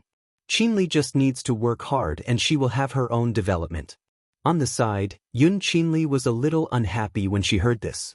She muttered, If it weren't for you guys, I would also be a university student. Why did you go to university and I didn't? I asked you to take care of me, but you refused. Qinli. Xianxia glared at her. Qinli was so scared that she immediately shut up. She turned around to look at Xianxia and laughed dryly. Xianxia, don't take it to heart. Qinli is still young, don't bother with her. She was just saying this out of courtesy. Xianxia was also a little angry. She smiled and said, my younger sister is still young, don't blame her. I won't take it to heart. Chapter 1681. Xiangxia's expression turned ugly as well. She actually suffered a loss at her hands. Xianxia put on a fake smile and said, I have something on, so I'll take my leave first. Goodbye. With that, she made to leave. Just as she stepped out of the door, Qingmiao rushed out of the bedroom and grabbed Xiaxia's arm, asking in a panic, Xiaxia, is my luggage in your car? Your luggage isn't in my car. With that, Xiaxia raised a brow. What's the matter now? I'm missing a piece of luggage. I wonder if I dropped it somewhere. When Qinli heard that, she immediately became nervous. Is it your black suitcase? Yes. My wallet is in there. There's 1,000 or 2,000 yuan in cash in there. She was on the verge of tears. Not only your wallet, but mine and the clothes I brought over. She was like an ant on a hot pan as she spoke. Did I bring it with me when I went to check out the rental? No. Could it be that you left it in the hotel? With that, she pleaded, Xiaxia, can you bring me back to the hotel to check if it's there? Xiaxia replied, I still have something on later. She did not want to be a busybody and had no time to waste on them. Hence, Xiaxia took out a name card from her wallet and handed it over with an elegant smile. The address of the hotel is here. You can take a taxi there. Qingmiao was stunned. Can't you take me there? It's very expensive to take a taxi. It's cheaper than my gas bill. Xiaxia then frowned. Qingmiao, I don't have any cash on me. I've used all my money to pay for your rent. It shouldn't be a big problem for you to take a taxi, right? With that, she bade farewell to Xianxia and left with Mu Shi without looking back. The moment the door closed, Qingmiao was furious. How stingy! She's driving a Mercedes-Benz, so why is she feeling the pinch over the gas bill? How stingy! Qinli also said angrily, this Xiaxia is really something. You're driving a luxury car that's worth millions, but you're still worried about paying for a small amount of gas. Do you even treat us as family? Xianxia, all right. Stop talking so much. Tidy up the room first. There are some things we can talk about later. She was obviously very angry. She walked to the sofa at the side and picked up the lease contract to take a look. A year's worth of rent would be paid in full. She had a new understanding of Xiaxia. It seemed that this girl must have a lot of money on hand, right? He paid tens of thousands of yuan in one go without batting an eyelid. It seemed that he was rich. In the room, Qingmiao and Qinli were tidying up their clothes while whispering to each other. Qinli, did you hear Xiaxia's friend mention it earlier? It seems like Wuxin said that Xiaxia is filming with the crew. Sis, I heard it too. Do you think Xiaxia is an actress? I suspect so. Look at her. She's so generous like a rich woman. She should have a lot of money on her. I heard that being an actress is very lucrative. Once you become famous, you can earn millions just by shooting a commercial. Qinli was shocked speechless. Really? Really? When have I ever lied to you? Chapter 1682. If there's a chance, I'll ask her about it. If there's a chance, get me into the production team. Maybe one day, when I become famous, I'll be able to earn a lot of money, live in a big villa, and drive a Mercedes-Benz. Qinli chuckled. She wanted to sit down and daydream. Qingmiao threw a pillow at her. Enough. Tidy up your clothes. After the shareholders' meeting in Disheng, Mu Yazhe had a video conference with the technical department of the American branch in his office. Afterward, he drove to Huanyu. Qin Zhou had just finished his meeting when he bumped into him. Chairman Mu. Surprised, the manager could not help but feel a little suspicious. When he saw him, he immediately stood upright and meticulously. Hello, Chairman Mu. Where did the wind come from to bring such a rare and honorable guest to this place? Ever since the Mu group acquired Huanyu, Mu Yaja, as the biggest boss behind the scenes, rarely showed his face in Huanyu. Huanyu's affairs were all handled by a few other senior executives. Now, it was a little strange. Why did this big boss, who was always busy, have the time to patrol here? Could he be here to inspect the work? Qin Zhou was scheming in his heart as he smiled respectfully. Chairman Mu, are you here to inspect the work? Mu Yaja stood in front of him with one hand in his trouser pocket and the other hanging naturally by his side. Behind him, however, stood a group of Huanyu's top management, who were all dressed in suits and leather shoes. His sudden inspection of Huanyu's headquarters had obviously caught them off guard, so they followed behind him fearfully and exchanged glances. What kind of wind had blown him here? Mu Yaja glanced at Qin Zhou. Are you busy? Chairman Mu, I just finished a meeting here. After a pause, Qin Zhou smiled. What brings you here, Chairman Mu? Show me Yun Shishir's schedule. Hearing this, the smile on Qin Zhou's face froze slightly. He roughly understood the purpose of his visit, so he respectfully welcomed him into the office. By the time Mu Yaja sat down on the sofa, a row of people was already standing at the door. Among them, several of Huanyu's higher-ups were trembling in fear as they approached him. Just as they were about to speak, he waved his hand and said with a cold face, "Get back to work." Chairman Mu, do you have any other instructions? The leader of the group had a fawning look on his face. Mu Yaja frowned and gave him a sidelong glance. Did you not understand what I said? Yes. I understand. I'll go back to work now. I won't disturb you any longer. After saying that, the people at the door immediately retreated, leaving the door empty. Qin Zhou took out a stack of documents and spread them out on the table in front of him. Mu Yaja casually picked up a document and glanced through it. His eyes flashed with a hint of coldness. Crash! With a wave of his hand, the snow-white documents scattered like snowflakes. Qin Zhou was stunned. Why did you arrange such a packed schedule for her? Mu Yaja was very dissatisfied. He stared coldly at Qin Zhou and said in an icy tone, "No wonder she's been especially busy recently. She'll be on the set for half a month. Do you have to arrange such a tight schedule for her?" Qin Zhou lowered his head and kept his mouth shut, not saying a word. It seemed that a certain big boss was obviously not satisfied with what he wanted. Chairman Mu. Chapter 1683. Chairman Mu, forgive me for being blunt, but Xianxia is a good actress. She is very talented, so I have great ambitions for her. I hope that she can become the youngest double Best Actress winner in history. Now that her career is on the rise, it is the busiest time. She still has a lot of free time, so I am also trying to adjust it. Mu Yaja did not agree with him. Since she likes acting, then let her do her best. But there is no need to talk about acting. She can't even take care of her family. He stood up, walked in front of Qin Zhou, and looked down at him from above. In the future, no matter what resources or roles she wants, you have to report to me. I will arrange it. Qin Zhou was stunned. Mu Yaja's meaning was obvious. He was going to use his resources to support Xianxia. If Mu Yaja could pave the way, then Xianxia would have a lot of resources in the future.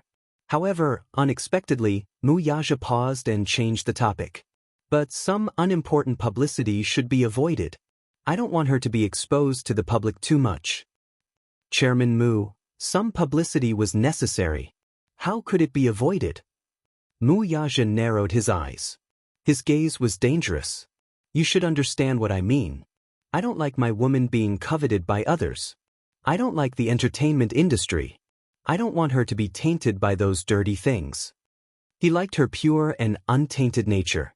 Hence, he wanted to protect her well. Qin Zhou, I used to believe in your ability, so I am not worried when she is in your hands. But now, I have to remind you of something. Mu Yaja paused.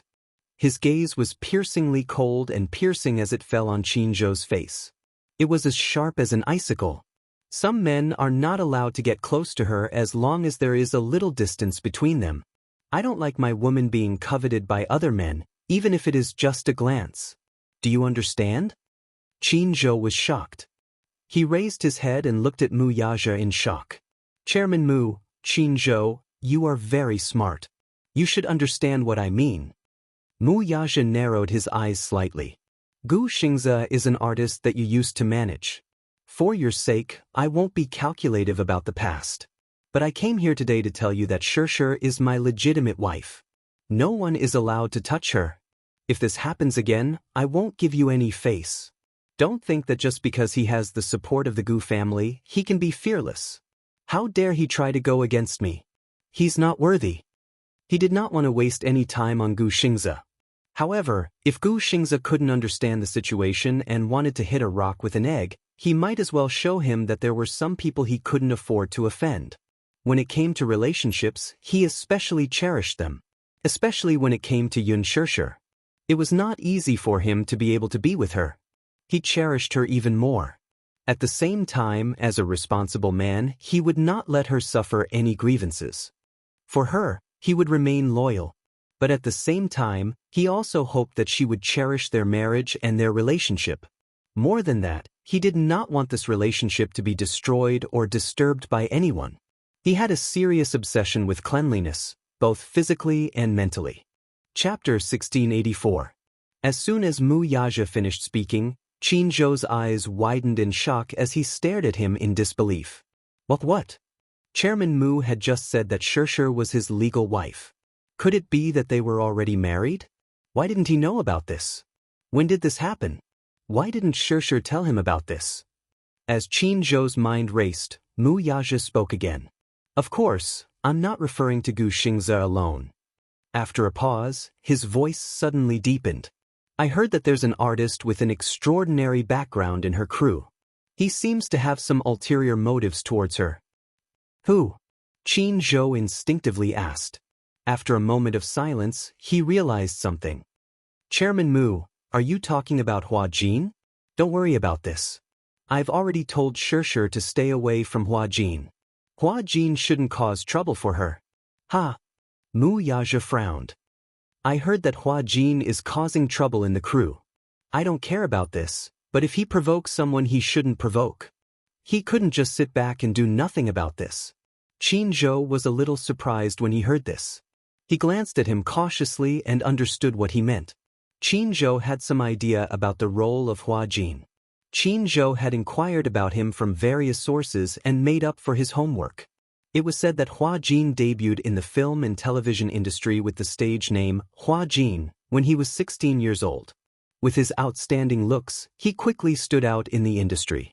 However, as a newcomer, Hua Jin didn't have many good resources. Most of the time, he was a supporting actor. He rarely had the chance to get a lead role. Although he was naturally good-looking and had good acting skills, he quickly gained a lot of fans. Later on, he won the male lead role in a TV drama. With that drama, his acting career skyrocketed.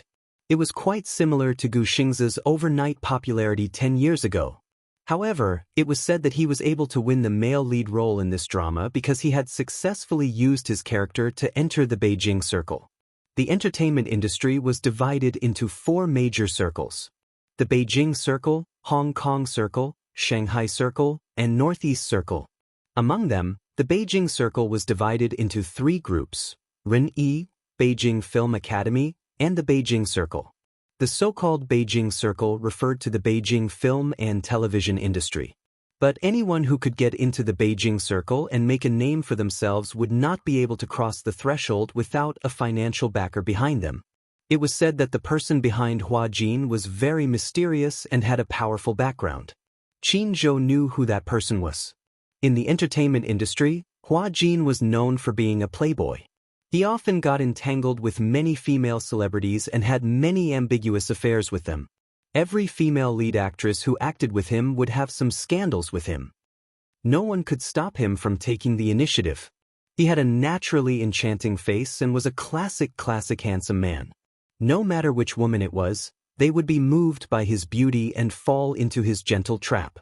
However, without exception, all the female stars who had entangled with him were quickly frozen or banned after filming that movie. They had disappeared from the circle since then. Among these female celebrities, there were also many who came from powerful backgrounds, but they were all banned with a single sentence. One could only imagine how much power the mysterious sugar daddy behind Hua Jin wielded in the capital's social circle.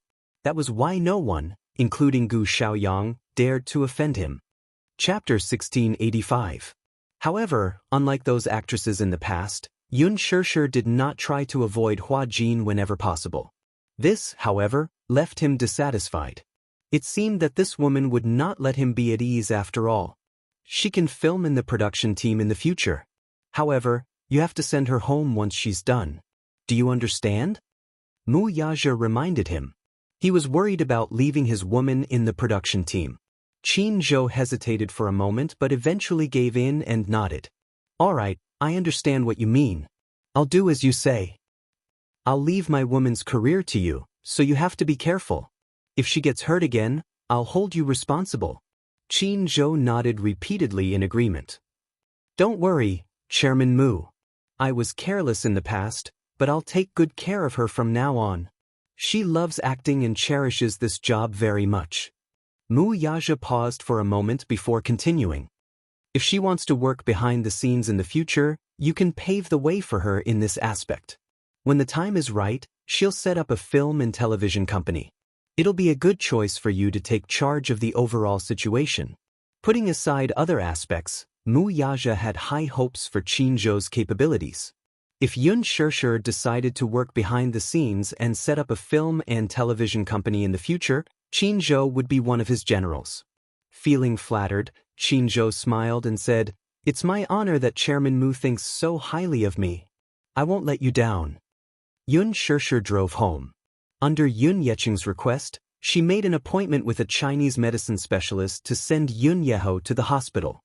When Yun Yeho was crippled back then, he did not receive any treatment and simply returned home to recuperate.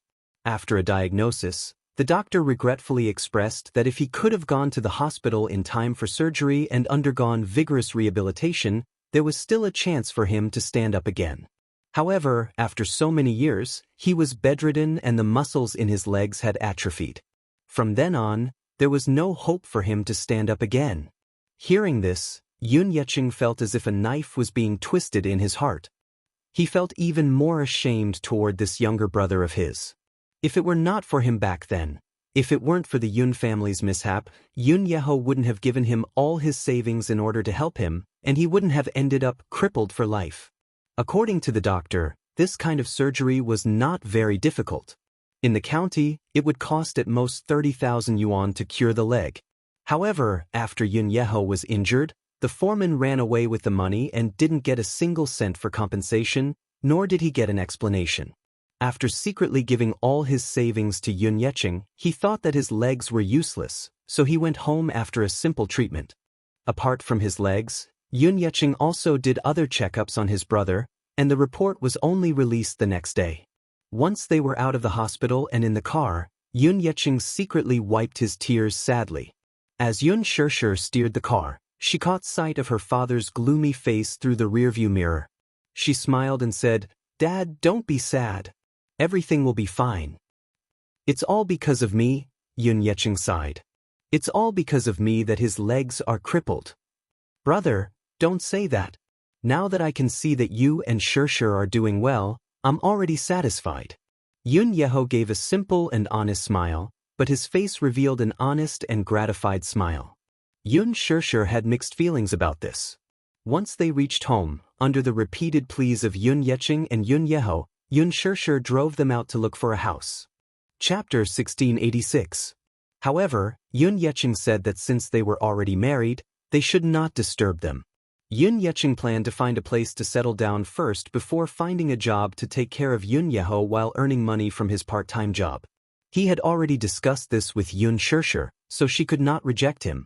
His only request was that he had limited capabilities. After all, he had to take care of his son while working. When he was not at home, he hoped that Yun Shishir could find a nanny to take good care of him. Yun Shishir agreed to it. They found a dormitory not far from the factory. The rent was not high. After negotiating the contract, he insisted on paying the rent himself. It would not be too late to move the luggage tomorrow. On the way home, he asked, Shishir, since you've registered your marriage with him, when do you plan to get married? Married meant that they were going to hold a wedding. He was obviously anxious for her when he asked for her opinion. Initially, he was a little skeptical, feeling that he could not see through the man's character.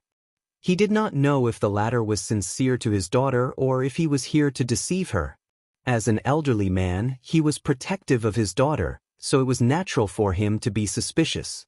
However, when he found out today that this lad had brought Xianxia to the Civil Affairs Bureau to register their marriage, he understood everything at once. This lad was probably using his actions to declare to him that he was sincere to his daughter because of his suspicions and probing yesterday. At least he was responsible. Putting everything else aside, just this point alone was enough for him to fully approve of this female candidate. Xianxia was stunned for a moment before she said slowly, "Dad, I'm not ready yet. The matter of registering our marriage is very sudden. Even now, I still feel like I'm dreaming." She could not believe that she had really become Wuxia's wife. It was perfectly justifiable. She had never dared to dream of having a family. Now that this dream was about to come true, she began to worry about her gains and losses. It was not that she did not believe in Wuxia. She believed in his promise.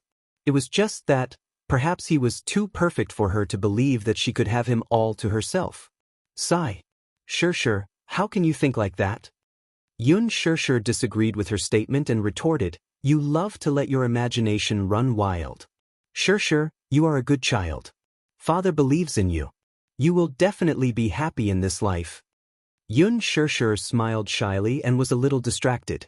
She couldn't help but imagine what her wedding with Wuxia would be like. Every girl had many beautiful fantasies about their wedding. She was no exception. Everyone hoped to be the happiest bride in the world on that day. She was even more so. Xianxia muttered to himself as he urged, "Xianxia, even if you're not in a hurry, you should get engaged first. An engagement ceremony is a must. Why don't I pick a good day for you to hold the engagement ceremony first? What do you think? I haven't asked for his opinion yet. When he comes back tonight, I'll ask him what he thinks." "Good child." Xianxia nodded approvingly. Husband and wife should be like this. They should discuss everything. You can ask for his opinion later and see what he has in mind. Chapter 1687. As he spoke, his face was flushed with happiness. It was as if Xianxia's engagement was happier than him marrying off his daughter. Xianxia liked Xianxia very much.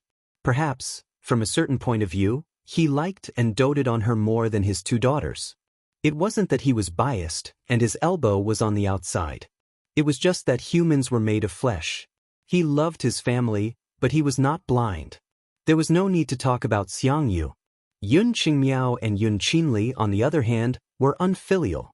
Therefore, his heart was already dead and he did not miss his two daughters much.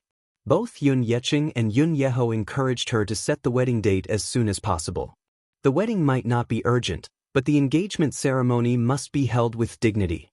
Being able to personally hand his daughter over to a man he trusted could also be considered as fulfilling one of his wishes. As Xianxia agreed, she wondered if Wuxia had considered this matter or if he had already made arrangements. That night, when Xianxia reached home, she gave Wuxia a call. However, the other party said that he still had some matters to attend to and might be back late, so they did not have to wait for him for dinner. His voice was deep and hurried over the phone, and there seemed to be someone else talking on the other end. It seemed that he was in a meeting. He was probably the only one who had the privilege to pick up the phone in a meeting when there was no one around, and he didn't hide it from anyone. She could not help but mutter inwardly, "Why are there so many meetings?" Just as she finished muttering, she was stunned for a moment before replying, "You go ahead with your work." With that, she hung up the phone. After hanging up the phone, Xianxia felt a sense of emptiness in her heart. Suddenly, she felt a little disappointed. Today was their wedding day after all. They had happily collected their marriage certificate in the morning, and at night, she was eagerly waiting for her newlywed husband to come home for dinner. However, he said that he would be busy with work and would be back late. Inevitably, she felt a little disappointed. She had become a lookout for her husband. However, despite her disappointment, she was not dissatisfied. After all, he had pushed aside all his work for the past 2 days for her sake. It was indeed a waste of time to focus on all his work today. It could not be helped that he would be back late. This was his job, and she should respect it. Just like how he respected her work. Yu prepared dinner, and the whole family enjoyed it in harmony. While Yun Yecheng was full of praise for Yu's culinary skills, he also reproached Yun Shishir for making him do the housework at such a young age. Yu retorted, "Grandpa, you can't talk about mommy like that. I volunteered to do the housework. I'm very willing to do housework for mommy. I feel very satisfied to be able to share her burden." Yun Yeho was touched by his son's obedience and couldn't help but compare the two of them in his heart. Yu was only 7 years old, but he was already so sensible and filial. Look at his 2 daughters. Forget it. It was the father's fault for not teaching the child well. She couldn't blame anyone. Looking at the obedient Yu, she could only be envious. After dinner, Yu and Xiao Yichen went to the kitchen to clean up the mess.